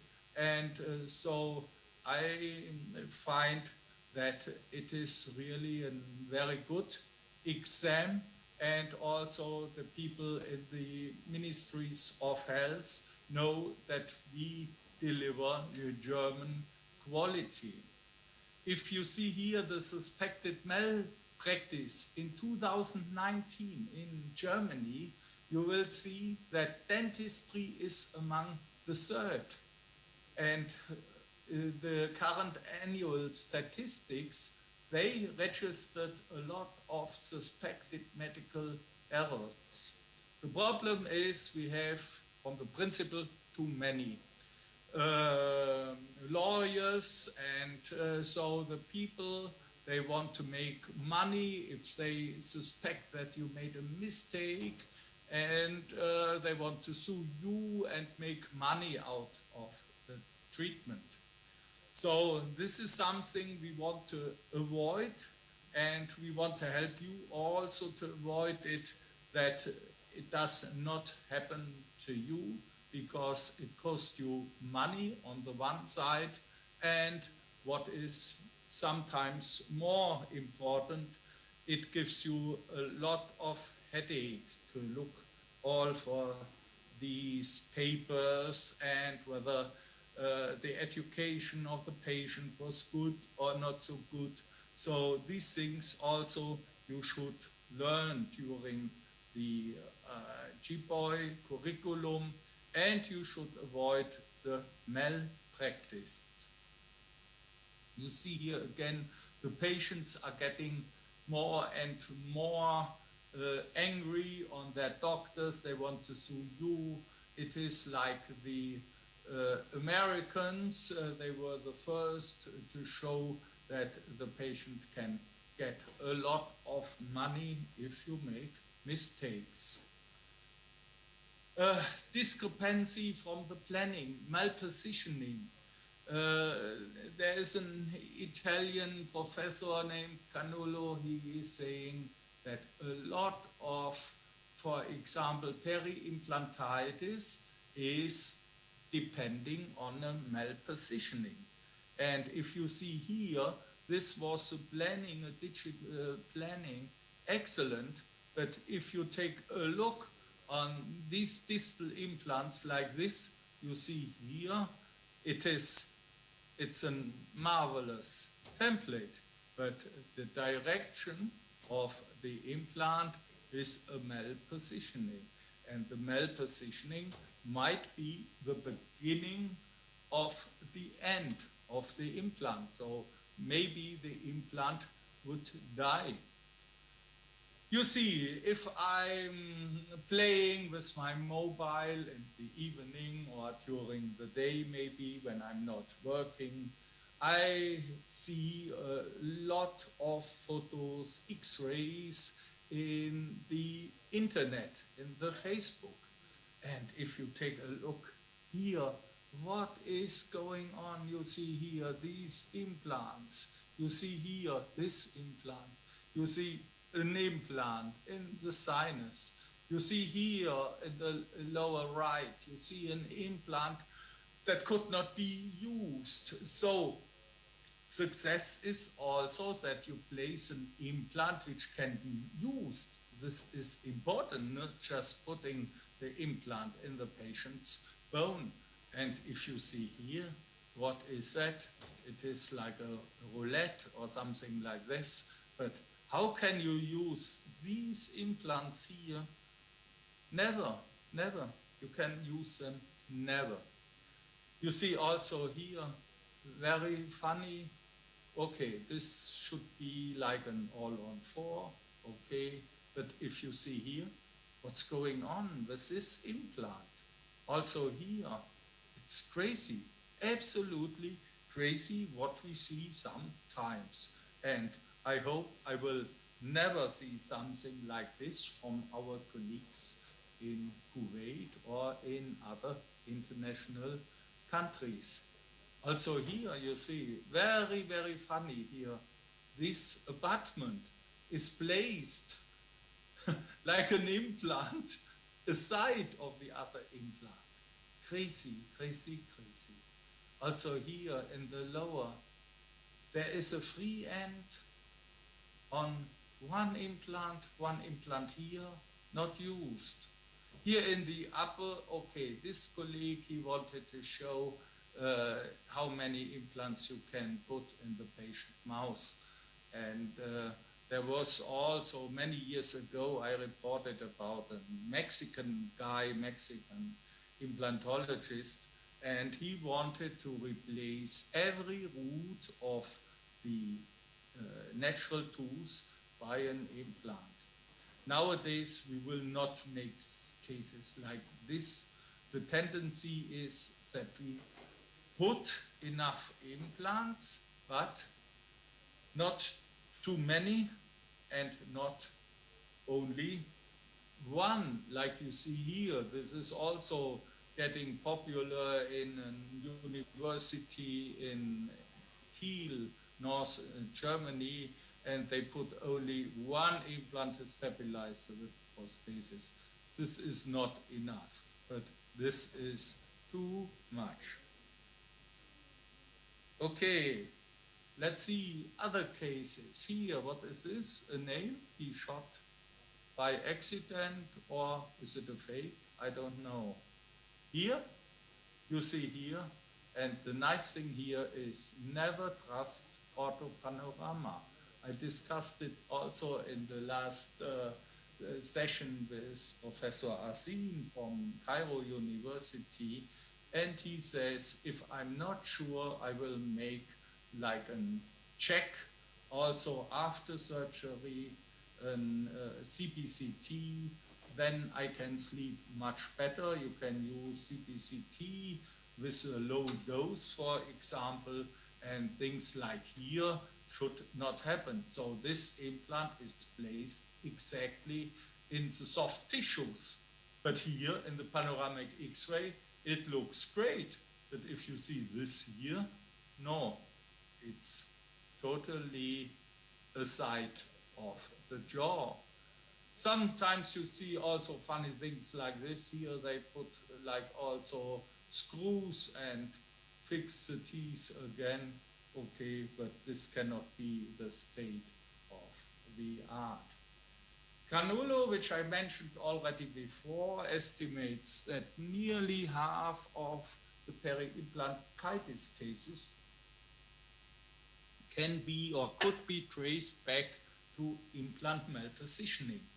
And this is something what I already found out with our friend, the old man, Rainer Valentin from Cologne. Already more than 10 years ago, we saw publications and he says, is this really a peri-implantitis? What is the reason for the implantitis? And most of the cases, what also Canullo here found out, it's a malpositioning. But we have to consider that there is peri-implantitis, and it is not only the malpositioning, it is also like depending on the foreign body titanium implant, there might be a fracture you see here. And this nice lecture, it was held from a board member, a nice lady, for our Japanese colleagues, and she had a lecture more than 2 hours about it for the Japanese. But you see here also poor surgery, the smoking, which is also a problem in the Arab countries. So through the titanium particle there, it might be also an immune system activation. And so the osteoblasts might be damaged. And you see here, there can be a lot of reasons for peri-implantitis. But you have to consider that almost 50% of cases with peri-implantitis is according to a malpositioning. Concerning the titanium particle wear, this is also a problem if you are working with the tubes and navigation. Meanwhile, we are doing research and we are trying to use like a zirconium for drills and for the tubes so that we avoid titanium wear, because you can get particles by drilling in the bone, small particles, so-called nanoparticles, which also damage the osteoblasts. So you have to see there is a lot of knowledge also behind if you are treating a patient. It's not just a screw which you put in the patient mouth. Here again, I don't want to explain in more details in this lecture, but you see also a Donat, which was a German histologist. In 1992, he already reported about the abrasion. And there is also electrolytic corrosion and gap corrosion. So if you are using different materials, for example, gold and titanium, you might have an electrolytic corrosion. And many years ago, or in the beginning of dental implants, we were thinking that the fine gold, the poor gold, is the best to use. But if you have different metals, you will have a gap corrosion. That's why in the last years, we are using titanium to titanium or non-precious metal to titanium, which is also okay. And also here is a point. Use of fluoritic gel or fluor is for caries prevention. You should not put on the implants because it gives also an electrolytic corrosion. Okay, there are a lot of reasons which might cause the load an abrasion of titanium particles. So it is also a movement of the implant abutment interface, which Cyprus reported already in the year 2008. And if you see here on the histology, what here our friend Ms. Jacobi-Gresser reported, you see and you find titanium particles in tissue. You will find them in the bone. You will find these particles in the surrounding tissues, also in the soft tissues. And in many cases, it might not hurt the patient, but there are patients which get like a similar to an allergy reaction.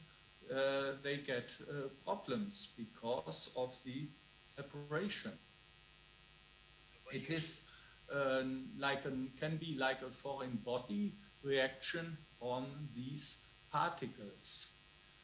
So it is, these are things we have all to consider, but this topic is a lecture almost of half a day or even longer.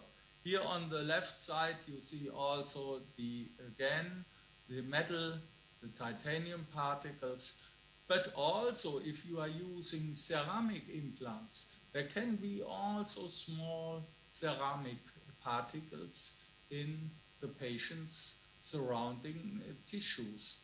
Also these are problems we might consider, and you see the problem is not solved only to use non-metal or metal-free implants by using ceramic. Also ceramic, there is an abrasion, and this might cause problems. So this was a little journey into the histology, and here we discuss now the patient desires and wishes. So when the patient the first time comes in my office, I will ask him what you think, what you want to have. And I ask him, he should help me to find out his wishes, his desires. So this is depending on the job.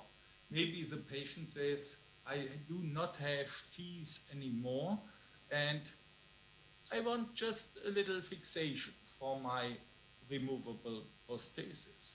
And then I say, oh, okay, we have to investigate. We have to see the anatomy. We have to see how much bone we have. We have to see the soft tissues. The relation of the jaws is also important. It's depending if the patient has a progenia like this or very small mouth. We also have to consider, if we want to make implants, how much he can open his mouth, because if we are going for navigation, for example, the patient has to have a good opening of his mouth. Also, we have to discuss an immediate loading, or what is very popular in the last years, the situation that we can make teeth in 1 hour. Okay, this is what I have to find out when the patient is the first time with me. And we have to discuss the cost. For example, it's depending on the treatment plan, and we have to consider also the cost, because it does not make sense that you discuss, for example, 1 or 2 hours with a patient, the exact treatment plan, and then he says to you, doctor, this is all very nice, but I don't have the money. And then it's a waste of time. So you have to find it out very fast. Patient desires and wishes. This is a patient.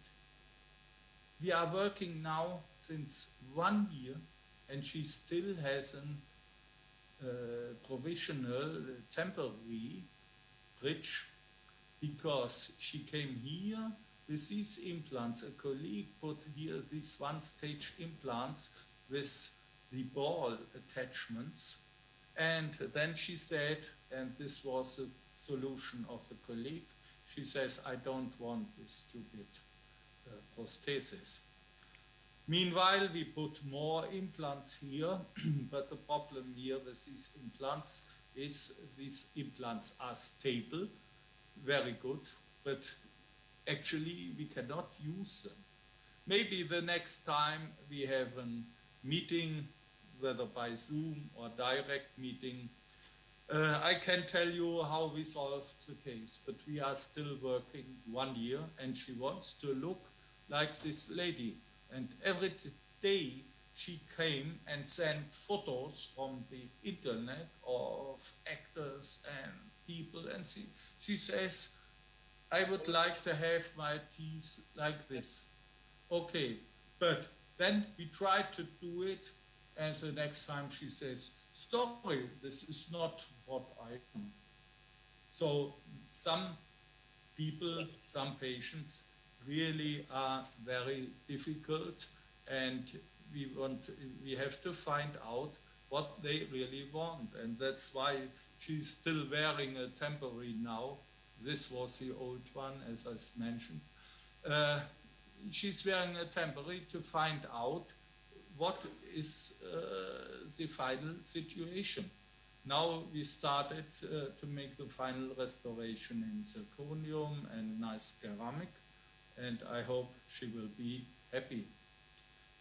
So concerning the planning, I can give you 3 golden rules. Don't promise too much. So in this case, you should not promise the patient that he will get a fixed prosthesis, because if she wants to have filled up here the lips and everything with a prosthesis, then you cannot go for a fixed prosthesis. You have to make a removable. We should keep the patient expectations on a not very low, but on a low level. And the final result should be more than the patient expected in the beginning. So the patient will be happy later. And this patient, this lady, I did not promise to make a fixed prosthesis. I said, maybe we have to go for a removable one. But now, with inshallah, I will be able to give her a fixed prosthesis, and she will be very happy. The schedule of the treatment from the principle, it should be clear for you. We have to see the medical history, the clinical examination. We have to consider her age and the diseases. We have to make an X-ray examination. If she really wants to go for dental implants, it might be better after the normal panoramic X-ray to go for CBCT to determine exactly the bone density and the bone volume. So the final diagnosis, we should put together all these points, and then we have to discuss with the patient, and we have to give him the information on the risks. So especially in the lower jaw, we have to discuss with him that you might hurt the nerve if it is not a big distance from the jaw, and if you have an atrophy, strong atrophy. But the good thing is, by using the CBCT, we can educate the patient exactly on the risks, which makes our life much easier than before. From the principle is dental implantology, prosthodontics with a surgical component. That means we have to make a treatment plan, and we should discuss it and perform it together with the prosthodontist and the patient, because it does not make sense that the surgeon puts in the implants, and like we saw on the slides in the beginning, you have implants in the patient jaw which you cannot use. So this is very important that you see it. And this is what we call backward planning. So We have to try to find out what should be the final result, and then step by step, like the Arabs say, shway, shway, we go back to the beginning and try to find out how we can come to the final result. But something very important if you are going for backward planning is the reality check. You should do always periodic reality checks during the treatment. You have to find out whether your treatment plan is okay and whether everything is working.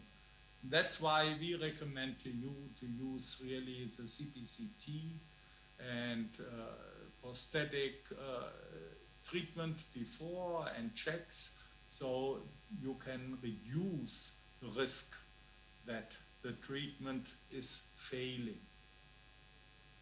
Here you also see this is an prosthesis from America. I got from a friend the slides, and you see here the implants were put in the patient's jaw. The patient, the lady, she wanted to have a fixed prosthesis, and you see here the access holes to the screws are here. It looks awful. I never saw in Europe any construction like this, but I saw it quite often in the States. So it might be good for the patient that he can chew, but also imagine to clean. Which patient is able to clean these holes?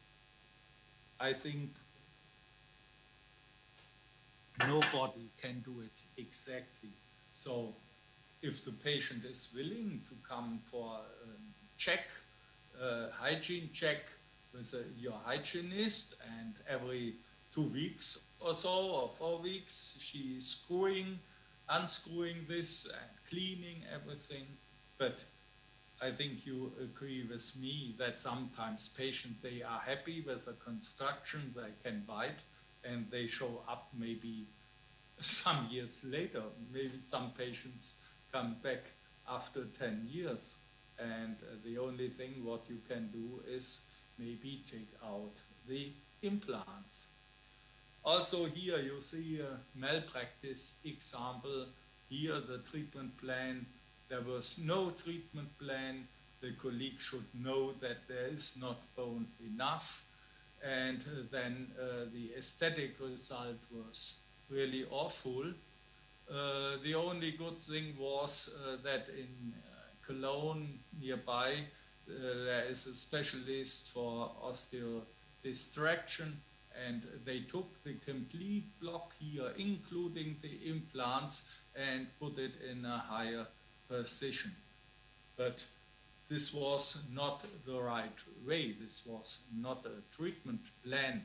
So in this case, if you want to go for a fixed bridge, like here, you see the temporary after the osteodistraction, osteogenesis, you should first build up the bone and then put the implants.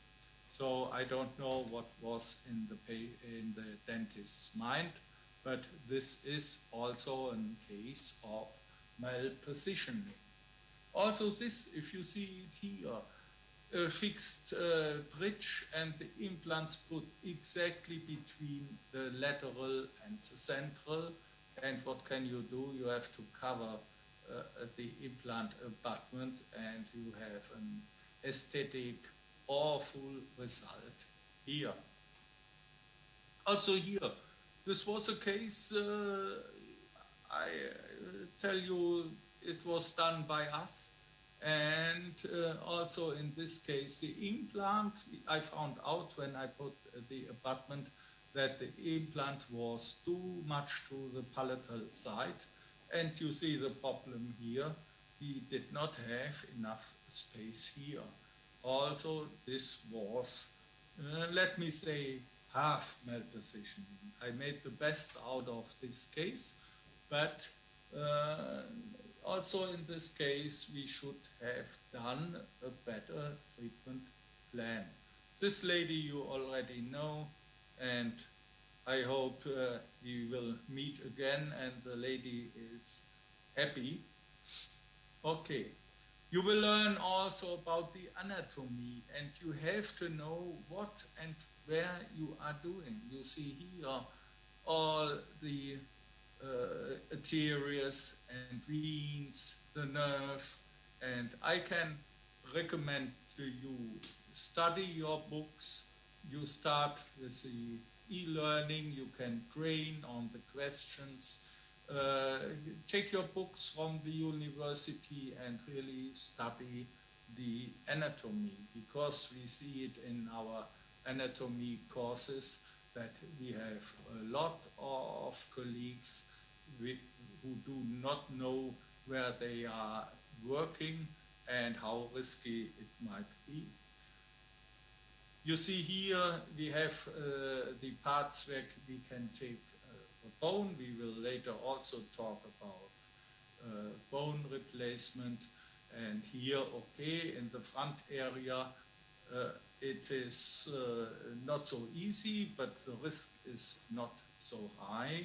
Here in the ramus area, the nerve is below this cortical plate, and we also found out in some cases in the anatomy courses that if you remove the plate here, that might be you will see the inferior alveolar nerve there. Malpractice examples. Here, if you see here, this is the nerve, the vessels, and you should keep the distance from the nerve.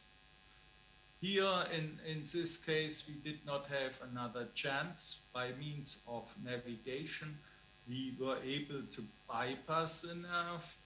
You see it here, the final result. But anyway, this is case for specialists, and even the specialist is going a high risk, and going for a high risk means very good education of the patient on the risk. We were very happy here in this case that the patient did not have any numbness, and he is happy with this implant, and happy that he does not have to have a removable prosthesis.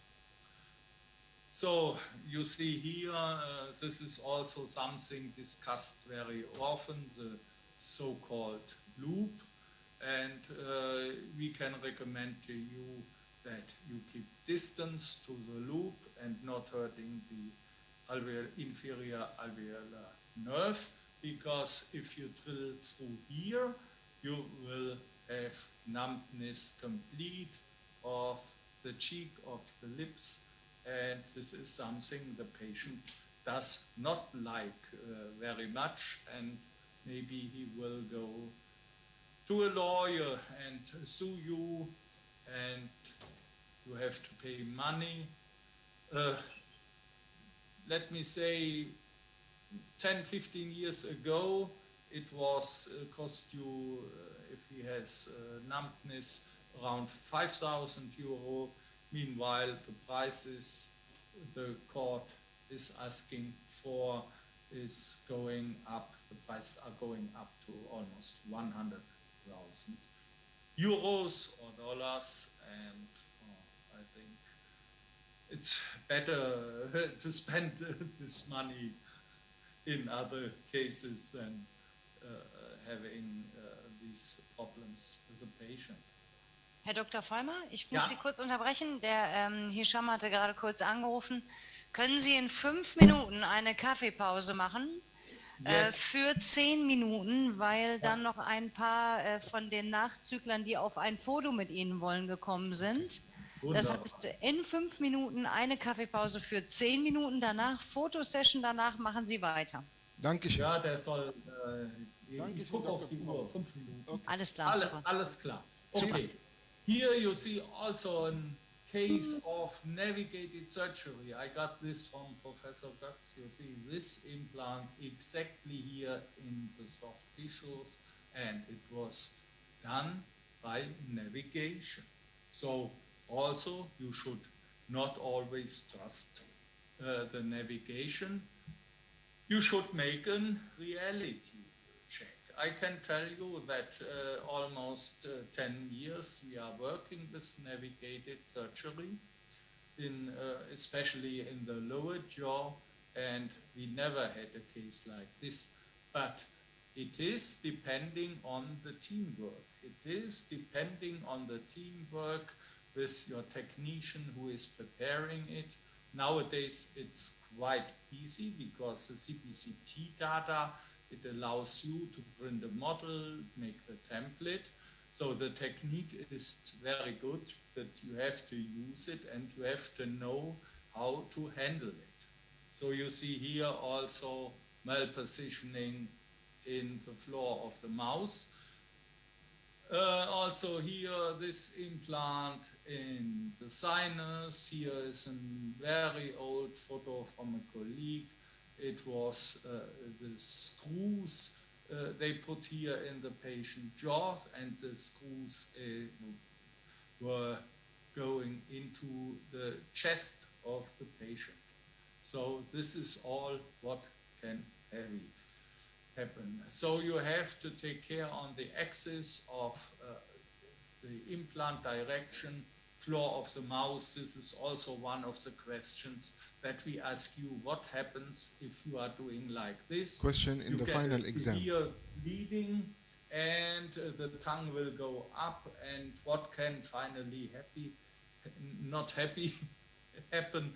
This is the situation that the patient might die, and this also you should consider, and I will be ready in 2 minutes to stop for the coffee break. But remember, 420 milliliter, which is half a liter, you can lose in only 30 minutes if you hurt the artery, the lingual artery. And here you see a clinical case, hematoma of the floor of the mouth. This is a very severe complication. Importance of anatomy. There are underwood septa inside the sinus. We have to consider. We also have to see sometimes that there is a tumor which you cannot see on the panoramic X-ray. So you have to check the clinical situation and compare it with the anatomy. Okay. Shall we stop now? Yes. Okay. We will give you 10 minutes coffee break. In the meantime, the graduates who came late and couldn't take the group picture together, we will ask them to come up on the stage, please. Yes? Yeah, okay. We are going to stay here. You make your coffee break. Okay. I stop here, and then we will make the photo, and then I will continue. Okay? Just put, Catherine, please put Dr. Vollmer in the middle of the screen again. Ja, we will do. We will do, no problem. Jetzt direkt, oder? Nee, aber Sie können schon mal Ihre Präsentation stoppen, wenn Sie wollen. Welche Folie sind Sie? Wissen wir das? Ja, ne? Sie wissen das. Ja, aber ach so, muss ich. Some doctors were late. Ja, genau, damit Sie dann in der Mitte vom 174. Dr. Asfar. Alles klar. Ja, soll ich verkleinern oder wie soll ich Nee, machen? stoppen Sie einfach. So wie wir das eben gemacht haben. Gehen Sie unten bei Zoom wieder auf. Hey, jetzt muss ich erst oben And the doctors who are joining with us now. Yalla, come please, doctor. Ja. Genau. So ist doch gut, oder? So ist gut. Jetzt müssen Sie ins Bild, weil die Kollegen sich da schon aufstellen. Ich bin mal weg. Ja, okay. So. Das sind noch irgendwelche Nachzügler, die... Ja, habe ich verstanden. Ja, genau. So, und dann können wir den ja gleich wieder in die Präsentation rein. Genau. Wenn die machen dann ein Päuschen danach. Wenn die den Kaffeebreak machen. Ja, Bin ich dann jetzt in der Mitte? Ja, bei denen bestimmt. Der kann das ja für sich anordnen. Er meint damit nur, dass die Präsentation gestoppt werden musste. Ja. Sind sie ja irgendwo am Rand verschwunden. Die immer mit ihren Fotos, ne? Ja, ja, gut, das gehört dazu.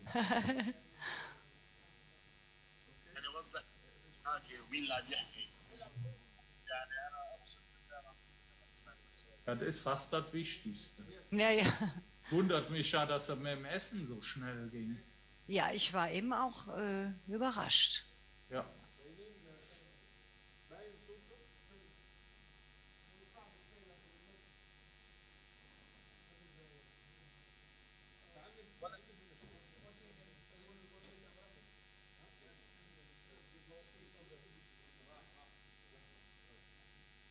Es wäre vielleicht gewesen, sie hätten mich eingefroren und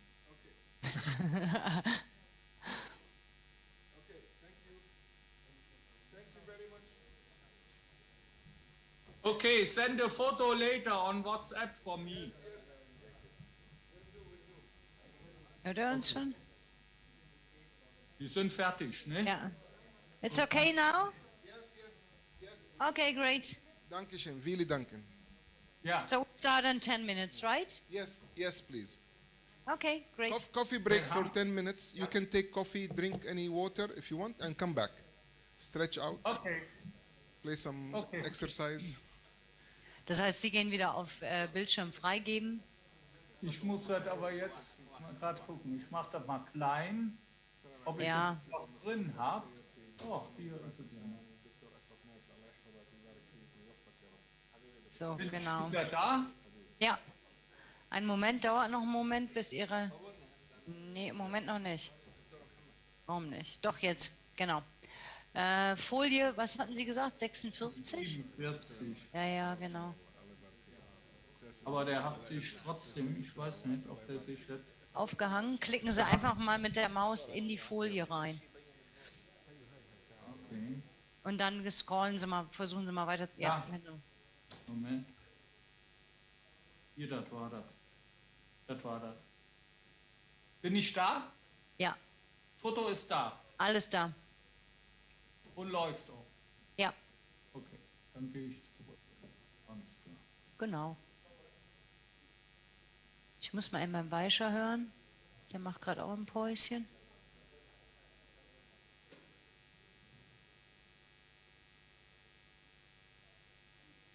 Wissen Sie, wer beim Weischer ist? Diese Frau Niemax gerade angekommen.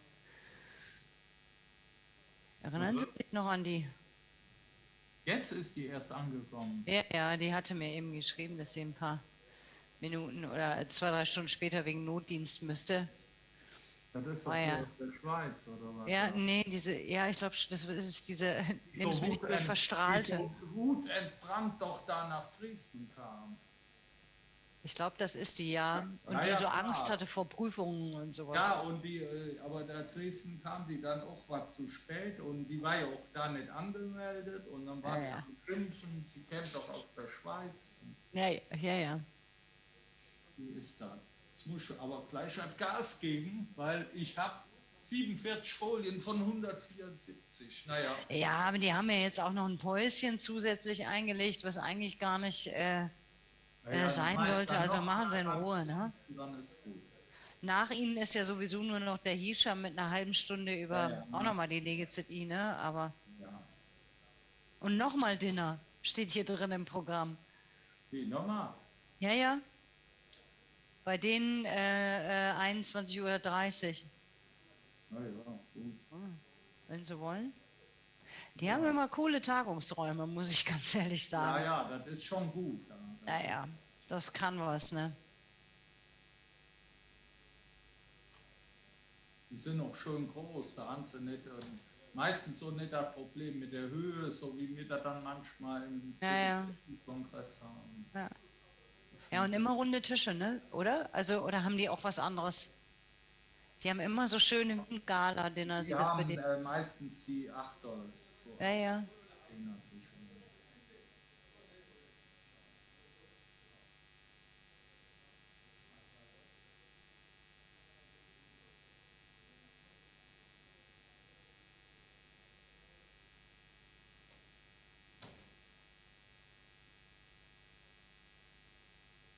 Bin mal gerade 2 Minuten weg. Dann Ja, ja, klar. Ja, klar.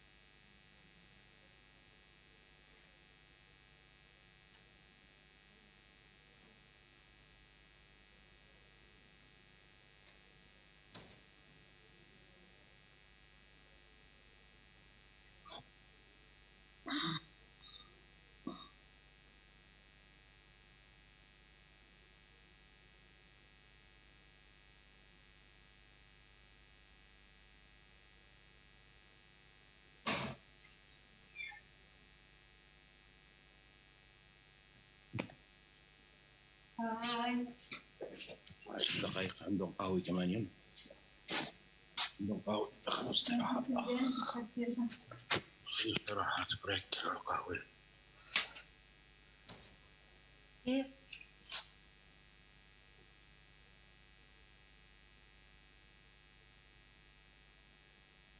زراعة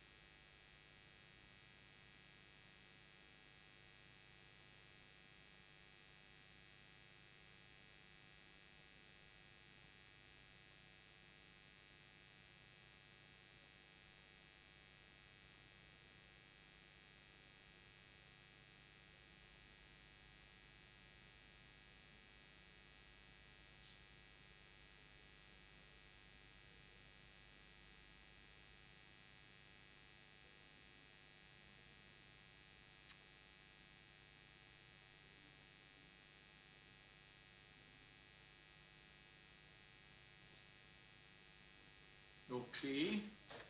Wir müssen den gleich nur fragen, wie viel Zeit er mir gibt. Ne?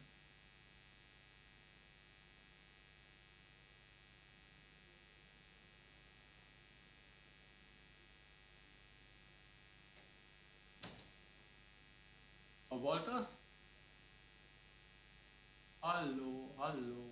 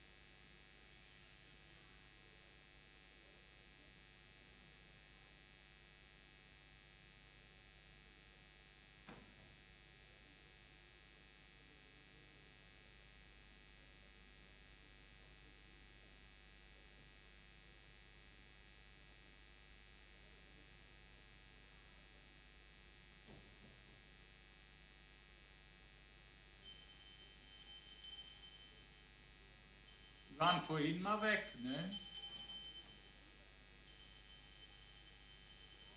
So.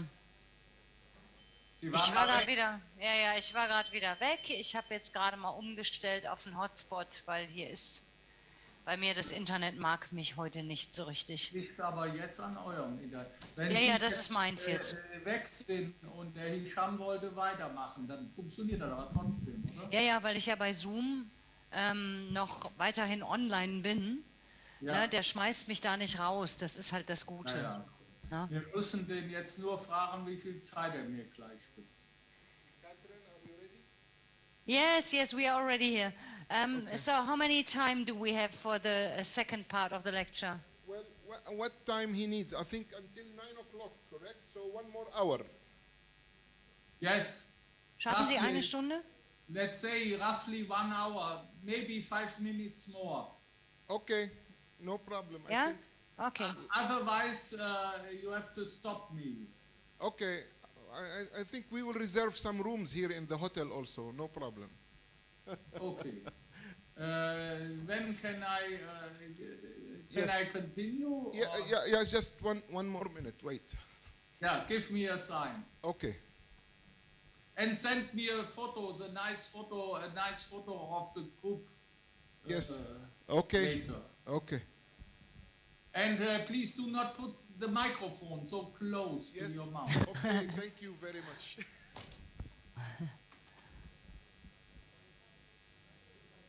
Aber hier mein Mikrofon, das ist wirklich gut. Wobei das vorhin, wie das abgeschaltet war, auch das vom Computer erst rein funktioniert. Ja, wollte ich gerade sagen. Also an Ihrem Computer, das ist auch wirklich der Hammer. Ja, ja, also das ging ohne weiteres. Das Einzige ist, dass ich mit der Kamera, mit der externen Kamera einen anderen Blickwinkel da mache. Ja. Ja, ich frage mal den Hartmann. Ich beantrage auch mal so einen Computer. Genau. Okay, Lacht er sich weg. okay, Dr. Vollmer? Yes? Yes? Yes, we are ready. You are ready? I can continue. Okay, I'm Yes. here. So, the second part of my lecture, we were just discussing the importance of the anatomy, the atrophy, and if you see here, this case, what does it need? It needs bone augmentation or splitting. It needs any measure. If you see here, where we did a special design for the prosthesis, I don't know whether you are sometimes using design like this. I learned it from my father more than 50 years ago to get a good aesthetic result. So we give here more space for between the teeth and the prosthesis, and it looks natural. And this should be a case where we could make implants and a fixed bridge. You see here this big volume of bone, excellent. But the stupid thing is that most of the patients are looking like this, and they do not have the money for bone augmentation.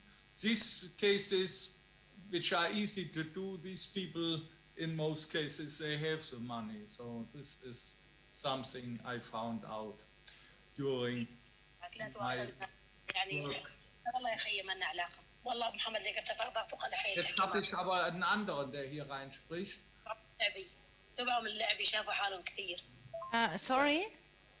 I have Einen the Moment. voice of a lady in the Ja, background. ich habe sie gerade stumm geschaltet, die Dame. Ah. Sie dürfen wieder. Ja. Okay. So, importance of the anatomy, we have to watch the cortical borders, the distance to the sinus and nose. And here, this was a really awful case. And this patient from us, he had to decide whether he is going for bone augmentation from the hip, and or what can we do? And by accident or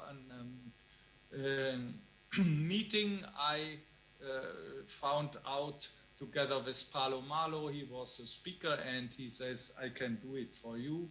And actually what he did in this case, he put these long implants, pterygoid implants, and he put these implants in the front. And it is now almost 5 years. The patient has very good hygiene. This is a prosthetic design, and the patient is very happy because this solution was much faster than doing the bone augmentation and sinus lift and so on and so on. So it was only one session, but Palo Malo, he said we cannot do an immediate loading, and we have to wait, and we have to go the conventional ways. So you see also Malo is going in some cases for conventional way.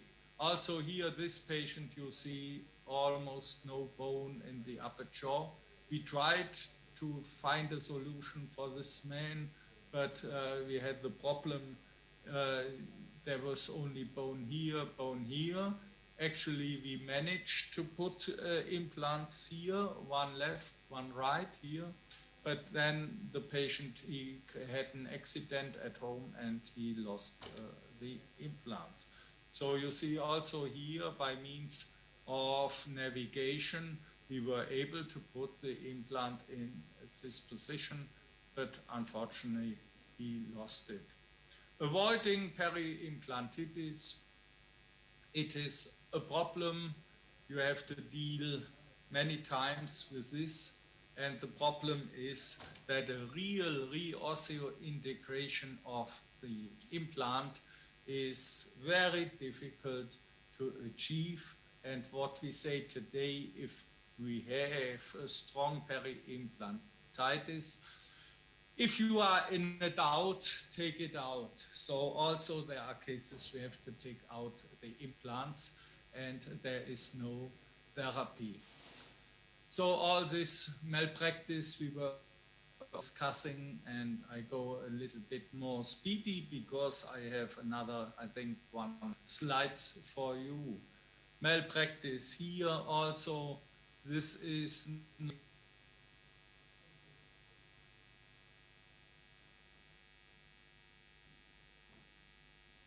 Bin ich noch da? Frau Wolters? Ja, Sie sind noch da, aber irgendwas ist passiert gerade. Ist das Bild noch da? Nein, nein. Machen Sie mal wieder. Dann mache ich mal klein. Ja, machen Sie nochmal auf. Und nochmal Bildschirm teilen. Und dann mache ich nochmal auf. Ich hatte es nämlich gemerkt. Ja. So, back again? Ja. Okay.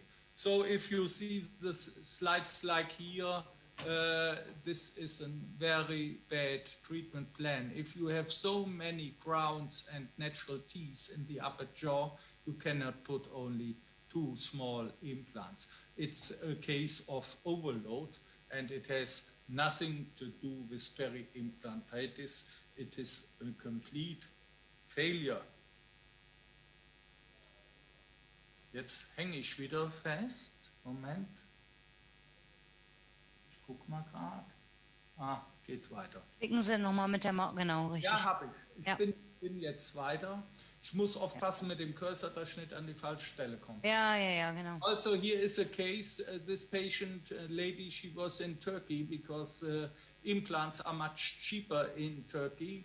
But the problem is she's suffering now from fractures of the construction, prosthetic construction. And why it is because of malpositioning of the implants, because the lower jaw, while opening the mouth, you have the so-called immediate shift. You see here, if you open the mouth, the jaw is shifting to the middle, and then you will get fractures of the upper construction. A case like this, it should be separated at least in 3 parts, and then everything is okay, and the risk of fractures is not so high. Concerning augmentation, you see here, we will talk about this later.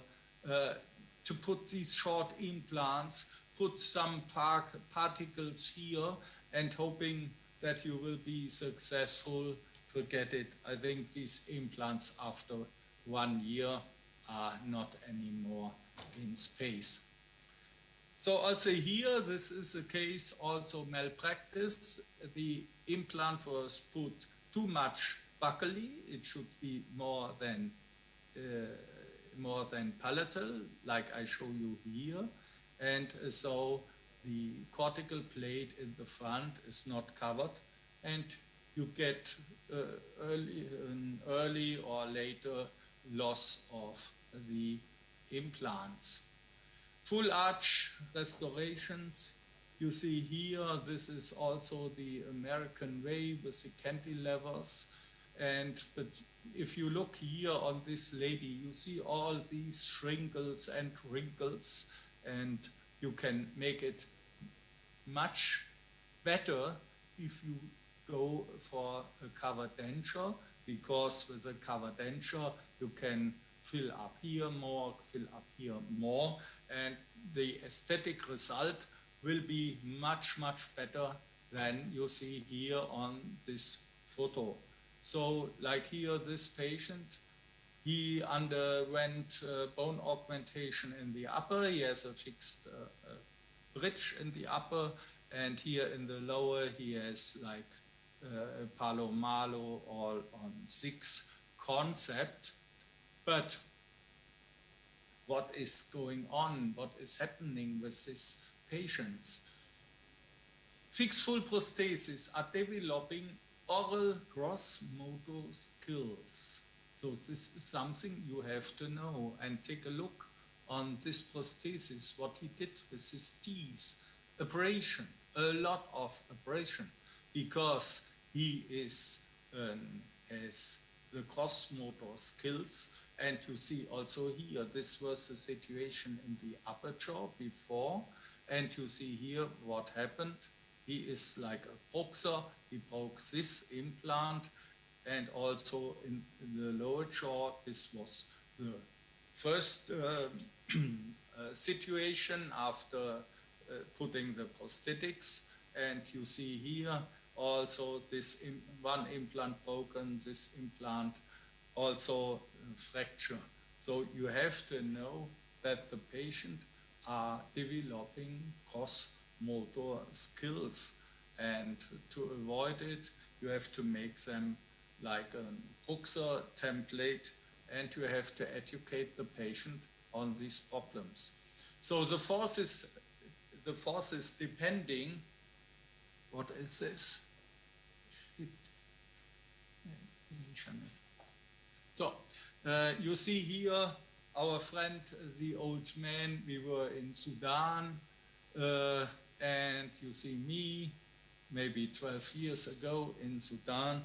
And it is clear, if you want to make a prosthesis, implants for this small man, the old man, or for this man, it makes a big difference. So you can imagine that this man has much more forces, masticatory forces. And so sometimes it's also important to look at the hands of the patient. Is it like this, or here, the small hand of a nice lady? So the masticatory dynamics are affected by the size of the patient. How can we decrease the risk of the biomechanical overload? It is the prosthetic design. We have to look for the exact key implant positions. We have to consider bone density. We have to consider the implant number and the available bone. If you remember, I told you the number of implants we are putting in the patient is decreasing in the last years, but this case, we had to put these implants here because it was a case of bone augmentation. And if you do not load the augmented bone, it will melt. So if you make only a bridge from here to here and no implants here in the middle, you will have a big loss here. So the augmented bone, the bone needs a load. Otherwise, it will melt away. Also, we have to consider the torque. Remember the Turkish patient. So the most common complications are also related to biomechanical overload. And this might be a prosthetic problem because of the immediate, the medial, what we call the medial shift. If you open the malleus like this, then the jaw will go to the middle, which we call the so-called medial shift. And also you have to consider the forces. Here in the front, it's around 100 Newton. In the molar region, it is like 500 Newton, which is like 51 kilogram. Imagine to carry 51 kilogram, it's very heavy. And this is what load can happen to the patient teeth and also to the jaw and to the implants as well. So what we suggest, we should first mark the key implant positions, and this is, for example, the canine region and the molar region. And also we have to consider that the molars have 3 roots, and so the load in the molar region, what we just learned, is around 50 kilogram. So we have to put an adequate number of implants. Also here, this is also a patient, he is blowing these instruments. And also this patient, he broke our implants because if he is blowing, the load on the implants is very strong. And I told this patient not to use this instrument, but after 1 year, this was the original situation. He said, I tried it and it was working very well. And it was working very well, like half a year. And after half a year, we got this situation and we were not able to reconstruct it. Concerning the biomechanical rationale, not 3 adjacent pontics we should put, because otherwise we will have also fractures like here. The greater the load, the greater is the flexure of the material. And so if ever possible, we should make only a small bridge on implants, like 1 adjacent pontic or maximum 2 adjacent pontics. Also, we should avoid the cantilever, what you see here in the American construction. Why put a cantilever here? It makes no sense because no teeth, no implants here. This is also a kind of a failed treatment plan. And also see, even if you have a molar here, this is also a cantilever. You should try to put the implant exact in the middle, that at least the load on both sides here and this side is the same, but it was not done here. And so this implant, it broke and we had to remove this implant. Also here, avoiding cantilevers. These are constructions you should not do. The implants should be here, and it should be a bridge because the cantilevers are force magnifiers to the implants. And you see it here, 1 pontic span exhibits little flexure. 2 pontic span flexes 8 times more, and a 3 pontic span flexes 27 times more. And this is something you have to keep in mind. This was a research of the famous Karl Misch and his friend Hides.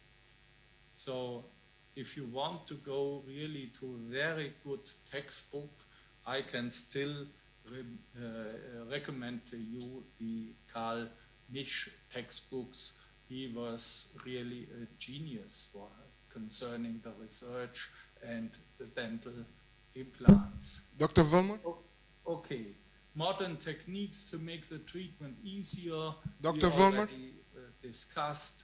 Here in this case, we have to use the bone as much as possible. We can put an angulated implant. Dr. Vollmer? Yes? I we just want to can interrupt put you. an angulated implant, and so there is no need for a cantilever. We can make a small, nice bridge here. Yes, Dr. Vollmer? Yes, Sorry, I'm here. Yes, I want to interrupt because you mentioned Dr. Carl Misch Yes. textbook. I want to inform the colleagues outside our room here, outside the lecture hall, we have Yes. a table with all the books that I have been using for the past 20 years since I started studying implantology. Those are Yes. some of the books. Among them is the Bible of Implants, which is Carl Yes. Misch book. Yes, It's sure. outside. Take a look Is- at it when you are leaving. You can take a look at it. And because I interrupted Dr. Vollmer because he mentioned Carl Misch book. Yeah.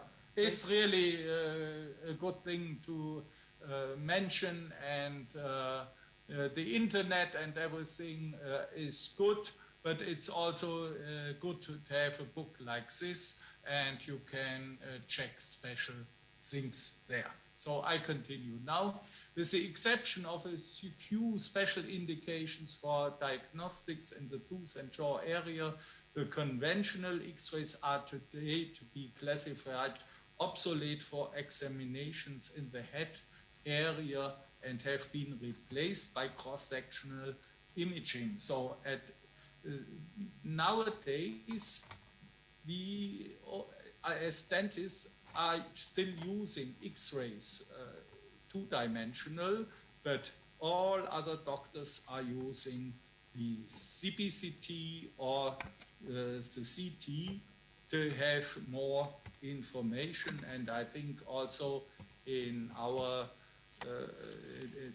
dental implant dentistry, it is really good to use whenever possible CBCT.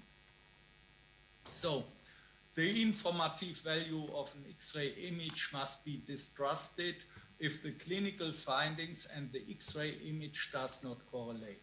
So always check, make a double check and see what you see in the patient mouth, see the X-ray image, and if you are not sure, you have to go for a CPCT. I can recommend to you, we are doing since 7 years, every single, even single implant, we are doing and going for a CPCT. Here also a case, I say never trust an OPG. This was a case. The patient, he had pain here in this, anywhere in this region. We found out with a panoramic X-ray that we have here translucency, and we said, okay, this has to be extracted, but the patient, we want to go for implants. So we went for a CPCT, and what we found out is, okay, sure, this tooth here has an apical, had an apical episectomy, but here is a part of the root remaining, and we could not see it in the panoramic X-ray. I show you again this. If you know that there is a remaining part of this tooth, okay, but on the first side, you will not find it out. But here, with the CPCT, we can find out and we can remove it. And now we went for the treatment plan. So the treatment plan was that we put 2 final implants, and as the patient didn't want to have a removable prosthesis, we also made 1 temporary implant here in between. And you see here's the situation, and the remaining part of the episectomy we removed. These 2 teeth were okay, 1 implant here, 1 implant here, and this temporary implant in the middle. So navigation, as I said, is really a good thing, and it is very helpful, but we have to know how to handle with it. So it is like you are working with your mobile. There are many new things we have to learn, but there is no way to go anymore with the very old techniques. These are figures from Germany, so I think we have around 45,000 dentists here in Germany, and in 2018 we had around 6,000 DVD CPCT units in Germany. I think today it will be double of this. So really many offices have an own CPCT. The prices were going down. I have a CareStream CPCT, which was around 120, 130,000, including the software, but it is now really much cheaper now.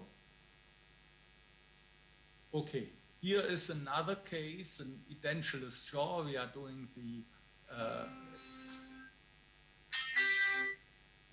doing the navigation, and you see here, this is something anatomical.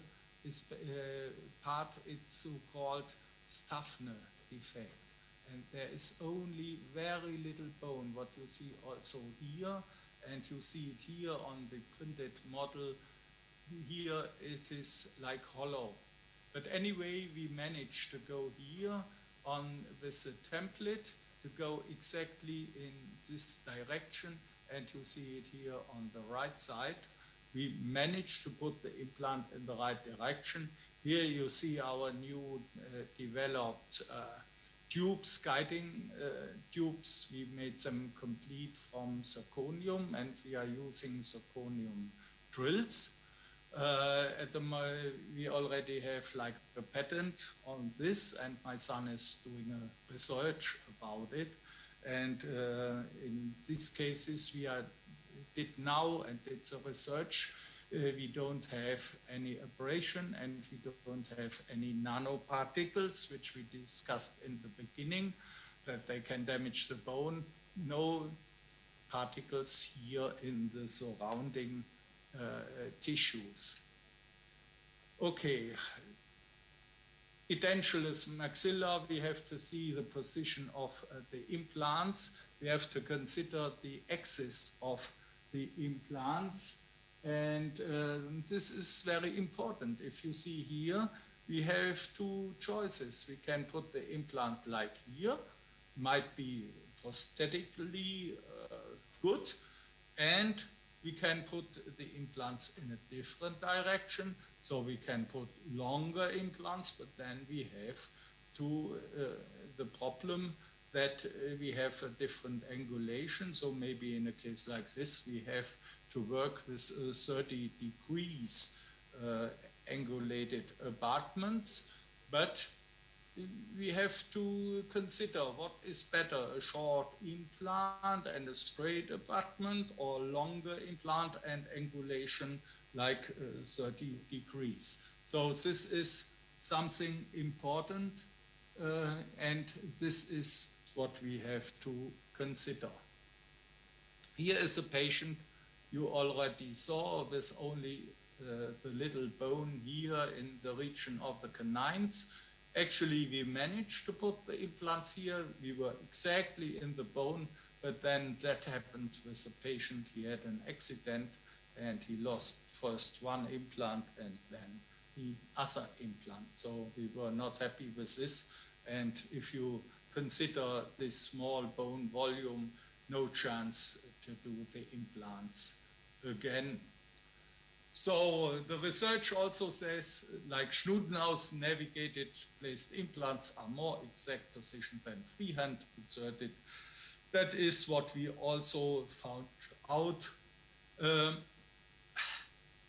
But a flapless surgery, and this is also a result of the research, is only possible in a few patients. So if you want to make an exact surgery using a template, doing a good job, and if you have only a little bone volume, you have to open the flap, and it's not possible to do a good job with a flapless surgery.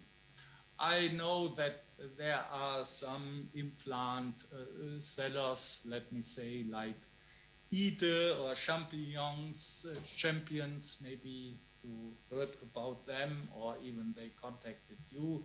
They are going for flapless surgery, but let me tell you, this is not a good job what these people are doing. Also here, evaluation of the X-ray is a must. So here a case, the patient, she wants to have implants, these teeth have to be extracted. And take a look here. Do you see here something strange? I know that there is something strange now because after we made a CPCT and we found this structure. And this structure you will see here, it is in the mouth and is a saliva stone, a very big saliva stone. And so you see also here, it's good that we made the CPCT, but we did not care only about the region where we put the implants. If you are going for a CPCT, you have to evaluate all the findings which are there. And here in this case, we found this saliva stone. Here, another case in the CPCT, also we found a radix, a root, remaining root. For sure, it has to be removed during the surgery. Also, something important is a radio projection. Some years ago, we had the principle ALARA, as low as reasonable achievable. Now, we say ALADAIB, as low as diagnostically acceptable, being indication and patient specific. So what does it mean? If the patient wants to have a single implant in one region, maybe lower left, but he has also to go for treatment on the other side. In this case, it is better to follow this principle, as low as diagnostically accepted, but being indication and patient specific. That means if you make an CPCT only for the one side, he wants to have the implant, and later, after half a year, he comes and says, oh, I also need for the other side. So in these cases, it might be better to make a complete CPCT, for example, of the lower jaw. Concerning the effective dose, with a panoramic X-ray, it is like 2.7 to 24, 25. And, but the CPCT here, if you are using a low dose, you can go down to 11 microsievert.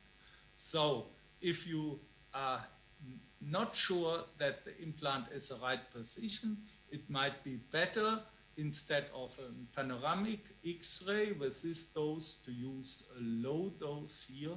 And I agree this also with Professor Asim, who will give, I think, you the lecture about radiography. In Germany, we need a special course to run a CPCT. It is like a driving license. You have to go to a special training on 2 weekends, and you have to do a training and like a final exam on the CPCT. I think this is a very good thing, and it should be possible in every country to get such a driving license. But I know that, for example, in Austria, you just buy a CPCT machine and you can immediately start without knowing anything in the worst case. And I discussed with a professor from a university in Austria, and she said, I especially went to Germany to do this special training, and it is really worth to do something like that. I don't know whether it's in the Middle East possible to do a training, but anyway, you should do like self-learning. You cannot go and buy and there is no knowledge about what you are doing. Field of view, this is also what we can put in the machine. So I have a machine with such a big volume, which was nonsense, and volume like here in the middle is enough. Okay, this is too small, but a middle volume like 10 by 10, something like that is okay. And here on the here on the right side, the radiation here is quite low, and if we are going through, you see here it can be only with a big volume. It can go very high to 5 times, 6 times more. If you are going for a navigation template, at least 2 neighboring T's are needed for the fixation of a template. The resolution of the voxel size, and you will wonder, the CPCT, which is here, is much better than a CT. A CT, okay. The MRT is, cannot be used at the moment, and it might take 10 years or maybe 20 years until you see it. Here on the left side, you see an ultra low dose as post-OP image. It is enough. If you just want to see that you did not hurt any nerve or something like that, it's not so clear, but it is enough. Okay. So guided implant surgery, there are 2 main reasons. First, correct positioning is considered a prerequisite for an optimal aesthetic outcome. So the case on the right side, we did not do navigation, and we did it just by our eyes. There was enough bone, and you see here the nice crown what the patient did, and this was really a perfect result. Via this case we saw this implant, the implant has to be positioned more to the palatal side, because on the buccal side you have more resorption, and so for the longevity of an implant, it is important to put the implant in the right place, and in the upper jaw, it means you have to put it more to the palatal side. This was also in the case with the Palomalo all on 4. He put the implant here even more in the buccal cortical bone, and it is working. Dr. Vollmer, Dynamic navigation, computer-driven, no template. Dr. Vollmer? It's a system which is not used very often. It is expensive, and if you see here what you need, all the machine, and you see here the prices, it is too much. The other navigation systems are easier and less cost expensive. Sometimes navigation is leading you off-road. You know it maybe of your navigation in your car. So always you have to check and double check and see that the plate is fitting exact. And so the systematic review suggests that 2 supported templates yield the highest accuracy. If you do not have teeth enough or no teeth, then the template should fit exactly on the patient's jaw, on the bone. You have double check that it's in the right position, but this is not possible to do it flapless. Dr. You Vollmer? have to open the flap. Yes, sir. Yes. We have our sponsor company tonight.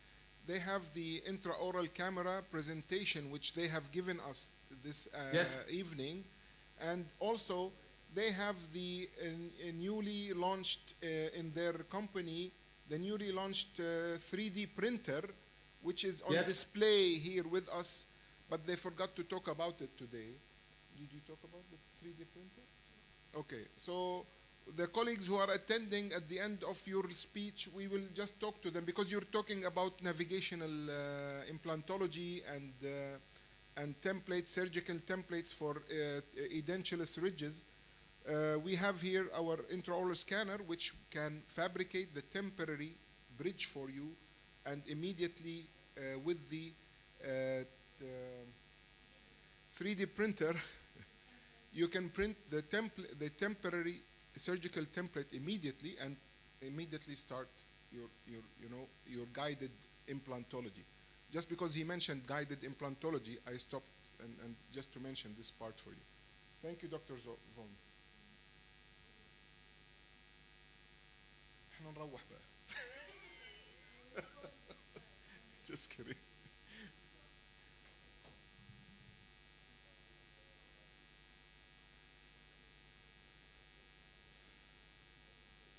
Then you will have a problem with the axis of the implant, and the implant will not be in the right position. So here in this case, just to show, we put them bone screws. There must be no air here in between, no space between the soft tissues and the template. But it's good to hear that you later, after my lecture, will discuss it. Jetzt muss ich noch mal gerade drauf. The connection was lost for 1 minute, and then you came back talking about this slide. Yeah. Okay, okay. Okay. Okay. So shall we go back? Just one slide. If you have taken any slides before that, yes, please.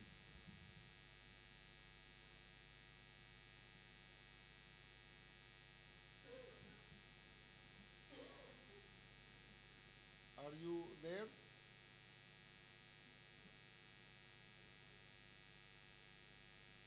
Hi, Vorma.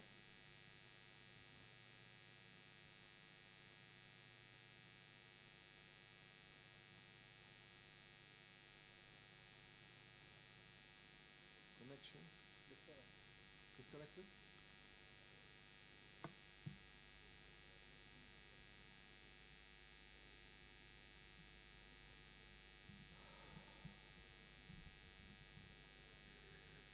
Need for impression and anything, we can print the model and put the template, the navigation template. Sorry, on Dr. this. Volmer, you just came back again. I'm sorry. Can you repeat the previous slide? I'm sorry. Yeah. Can you hear me now? Yes, the connection went back out again, and now you came back. So can you Yeah. repeat the So you see my cursor. Yes, I see. Okay. But can you repeat So the previous slide? Were there any slide before this?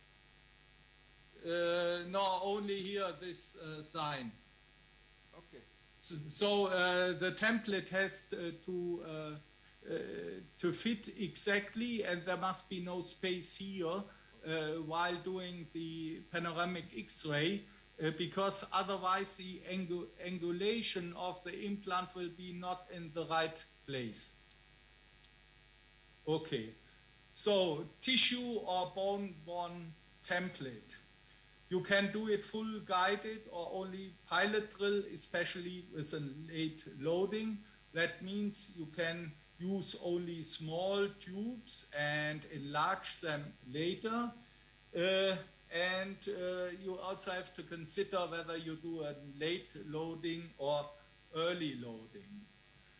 I think you know also my lecture about overheating, so you have also to consider that you develop heat and you have to avoid the heat. But this is also a lecture of half an hour. But what you have to consider is, especially concerning and depending on the drilling depths, you get different temperatures in the bone. And so if you are drilling, for example, 9 millimeter, you have a difference of the heat, which is developing of almost 9 degrees Celsius. So that means if you are doing the implants, and you know my technique. You can discuss it in another course, that the drilling should be done quite fast. It should not take more time than, let me say, 10 to 12 seconds. Otherwise, you have to cool up the drill and start again. Okay, concerning the accuracy of the model scan, if you need an impression, the model scan, the Alginet is not so exact like the silicone. The intraoral scan is very good, and this is also something you can discuss. The intraoral scan has the highest resolution, you see it here.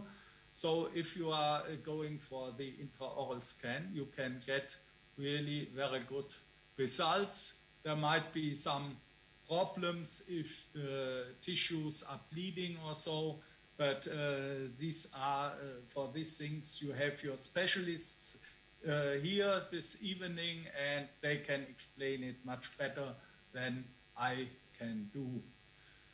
Also concerning the matching and the DICOM data, this is also up to your company. Here you see again a case, model printing. We did a model printing here. We put, this is original from acrylic, and we put the implants here. And the nice thing is that you can also check the template. What I do is I put the template on this printed model, and I do a pre-drilling. I do a drilling to see whether the axis and everything is in the right position. So in cases like this, we always are working with the printed models.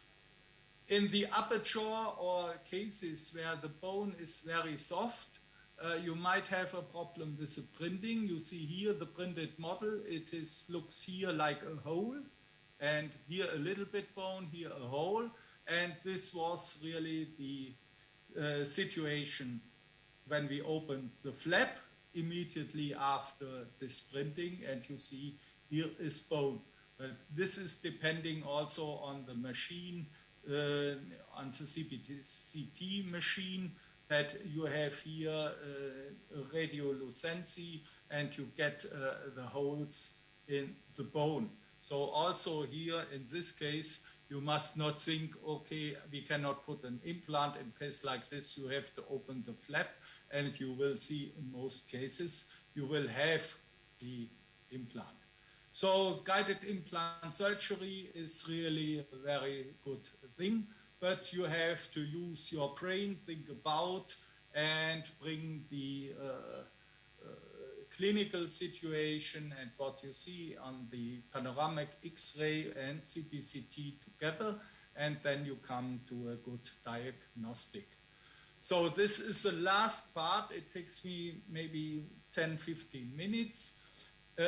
Aesthetic success, rich lab design. You see, maybe you heard about this, that sometimes the people are going for a rich lab design. That means the implant was placed too much palatal, and so you have an aesthetic problem because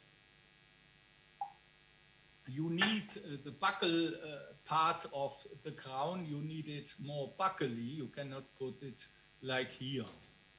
So the problem with this is that you also can get an overload. You can get a fracture because of the cantilever. So what to do in this case to get a really good aesthetic success? We have to evaluate the soft tissue around the single tooth implants, and also we have to consider the pink aesthetics. And this is shown here. You have to consider mesial papilla, distal papilla, height of the gingiva, the form of the gingiva, the formation, the texture of the gingiva, and the color of the gingiva to get a really good result, which I will show you later. So here we can really say, if you see here a natural dentition, you see here this implant, we had the case before with the crown and the soft tissue, the mesial papilla, the distal papilla is really a perfect result. But to be frank to you, it is not always the question of your knowledge and of your hands. Sometimes it's also a little bit of luck. It's depending also on the patient. We are happy that we get a result like this, but we cannot always guarantee this because it is depending on so many factors. If we get this result, we are happy, we will do our best, but it's not possible in every case.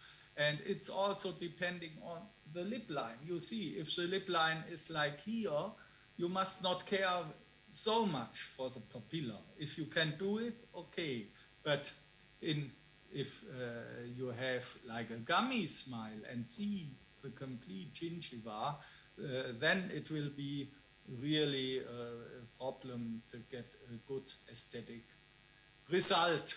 So again here, overload fracture if ever possible, no cantilever design.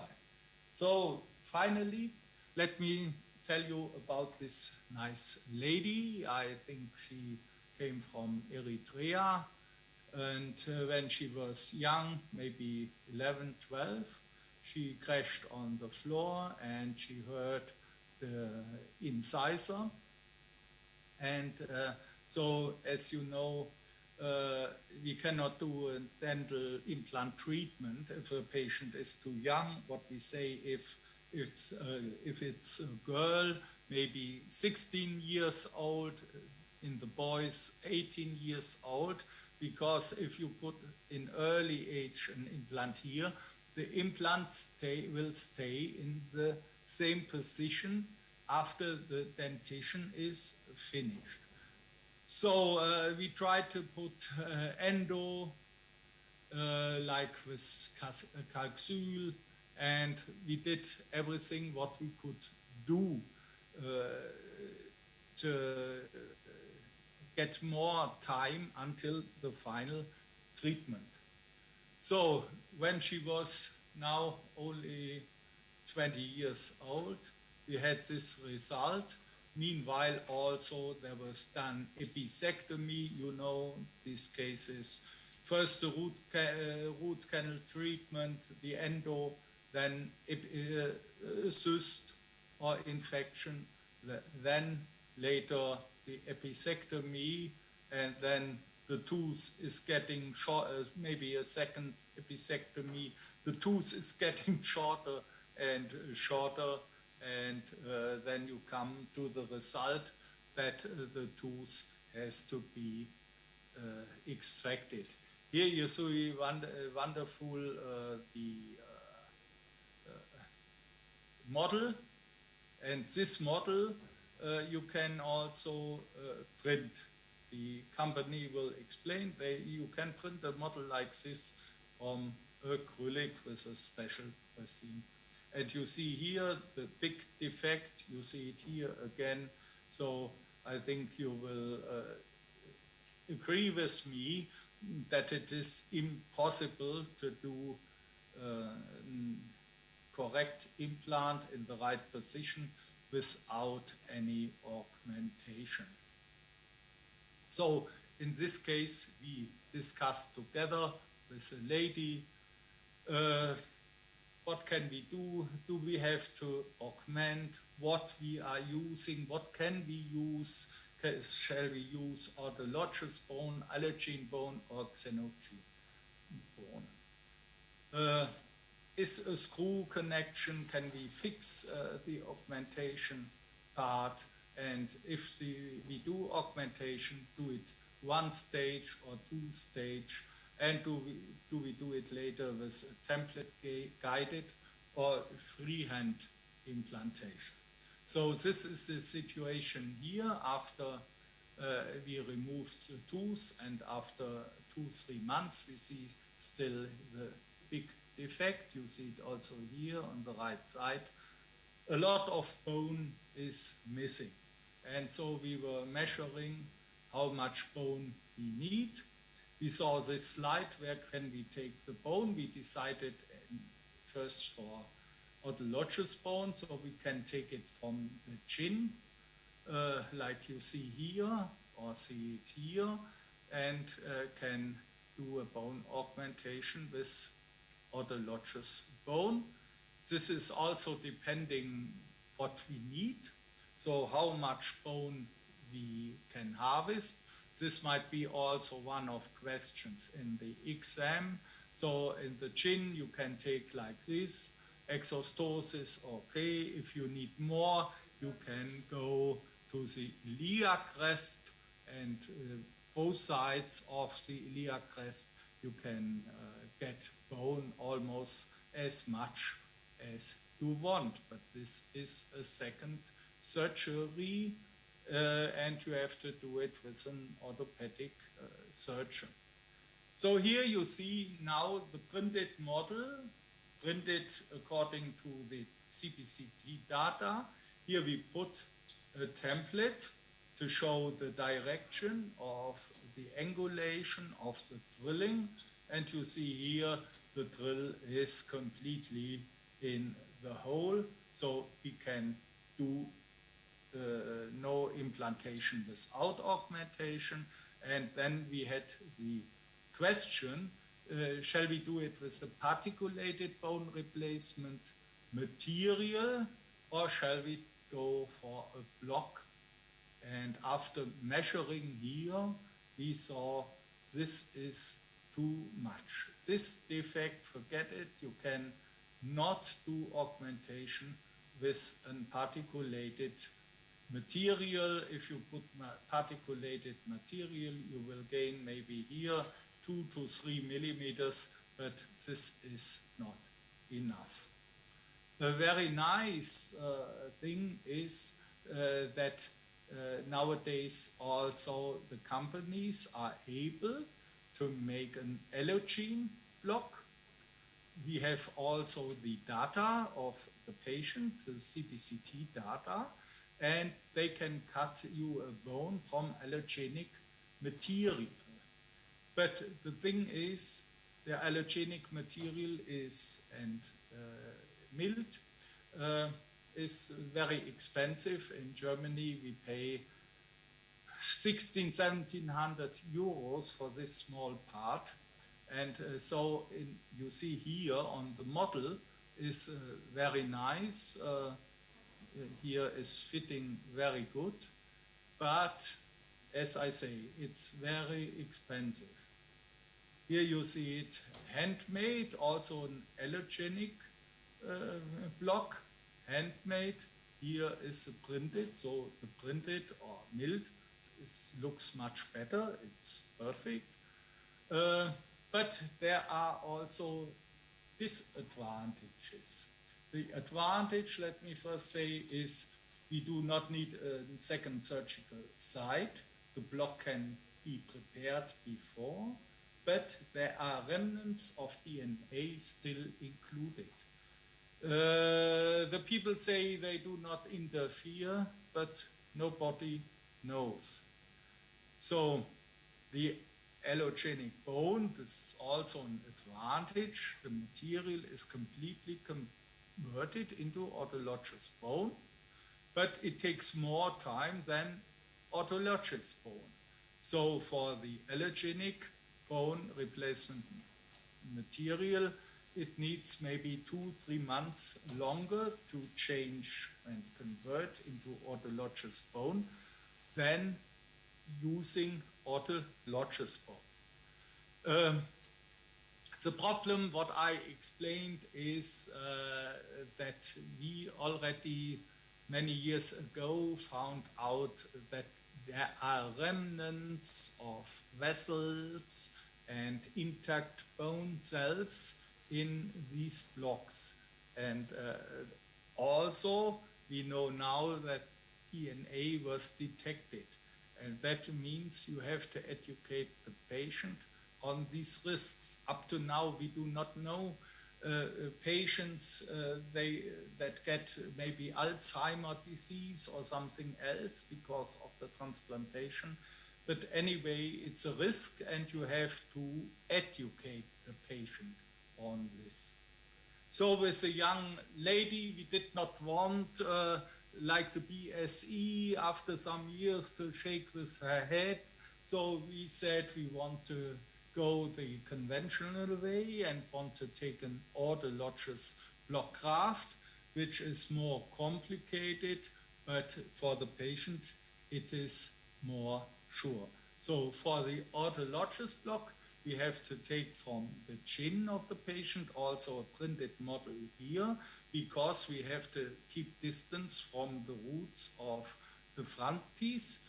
And we can take a block here, and what we sometimes do is we go about here over the midline, because then we get like a G, so-called G graft, and it enables us to also to gain more bone in the height, not only the width, but also in the height. So roughly we made this design. You see, if you have to do it in the patient mouse, it is not so easy. It does not look so nice as the milled allogenic block, but anyway, it does not make any problem. And the important thing is that you drill the holes for the bone screw as long this bone block is in the patient mouse. Because if you take it out before and then try to drill, maybe this part of bone will fall on the ground, and then you cannot use it anymore. So you see here as the fixation with the fixation screws, and here these small parts we can fill up with an particulated graft. In this case, we were using bio-os.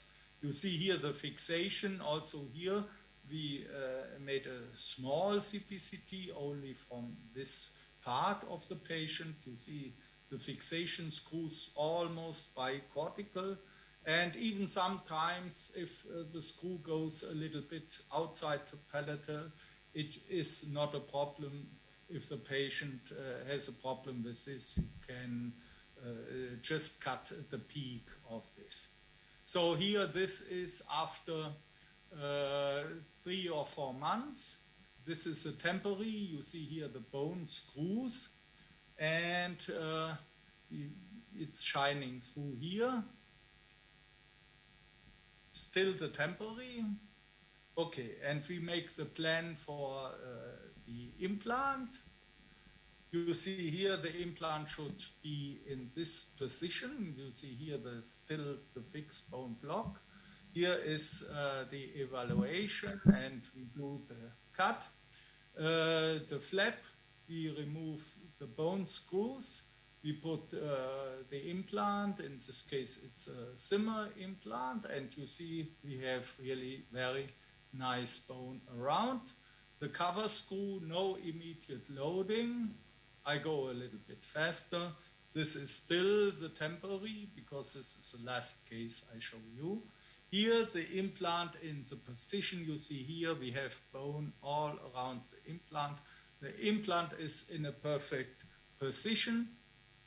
Here we open the flap and put the abutment. We did not use a ceramic abutment. You can use zirconian implant abutment, but in this case we were sure that we get a good aesthetic success. Here we are looking for the color of the tooth, and this is immediately after positioning the crown, the final crown, and this is the final result. You know, these people coming from Africa, Eritrea, they have here the iron particles in the gingiva, and I think here concerning the contact points and the papillae is really a perfect result, and the patient is really very happy. conclusion, digital factoring versus manual milling. Okay, the digital has a great accuracy and fit. In the lower jaw, the augmentation always is very difficult. So in the lower jaw, maybe it's better to use short implants if possible than doing augmentation. Concerning the block allografts, the allograft, let me say, is a choice number 2. The first choice always is the autologous bone.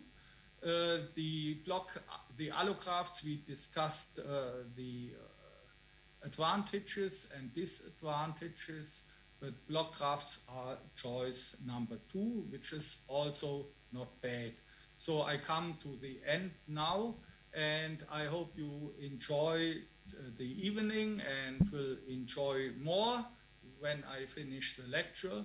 And I hope that you all are successful with the curriculum implantology. You will later join us for the expert implantology specialist, DGZI. You will enjoy the blending learning concept with the e-learning. At the beginning, the people were a little bit afraid, but now we have some 100 people in Germany and abroad learning in this style with the blended learning and the e-learning. It's working perfect, and I can tell you even the exams are much better, the marks are much better than we had before with the normal written result and the oral exam. So this was a report also of my personal experience during 44 years of work. This is my nice wife. She is an oral surgeon. And I have to conclude with this lady. We learn by stumbling, falling, making mistakes, picking up ourselves, learning from them and going to the next stumble. And this is what I am doing since more than 40 years. And this is the end of my lecture. Enjoy the evening. It was a pleasure for me to be with you this afternoon. And I'm sure we will meet either on Zoom or in Germany, inshallah. Bye-bye, take care and stay safe. Bye-bye. Dr. Vollmer. Super. What? Yes, just any question? Anybody has any question? Yes. Soll ich hier das schließen jetzt? Ja, machen Sie mal auf Bildschirmpräsentation unten beenden. Any question? Anybody? Jetzt was habe ich jetzt? Nee, noch nicht. No. Gehen Sie mal mit der Maus da drüber. No Und dann question. sehen Sie unten. Okay. Thank you very much, Dr. Vollmer, for your presentation. I would like to thank also Al-Mulla company, Al-Mulla International Company, for their sponsor our day today. And we thank Catherine, who's been on the Zoom from the other side in Germany with Dr. Vollmer. And thank you all for making this a successful meeting, a successful day. And we wish you all have a good night and enjoy the rest of the night and day. Thank you. Thank you. The same for Thank you. you. Bye-bye, Thank you. take Bye-bye. care. Bye-bye. Bye. Bye-bye. Bye. So, vielen Dank.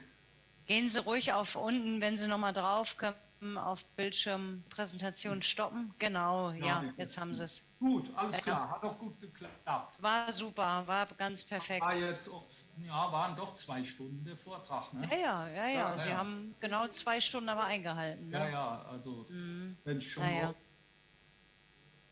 Okay. Let's have a group picture without Dr. Vollmer. I would suggest everybody who's here, let's have a group picture. This way we will arrange it in different ways.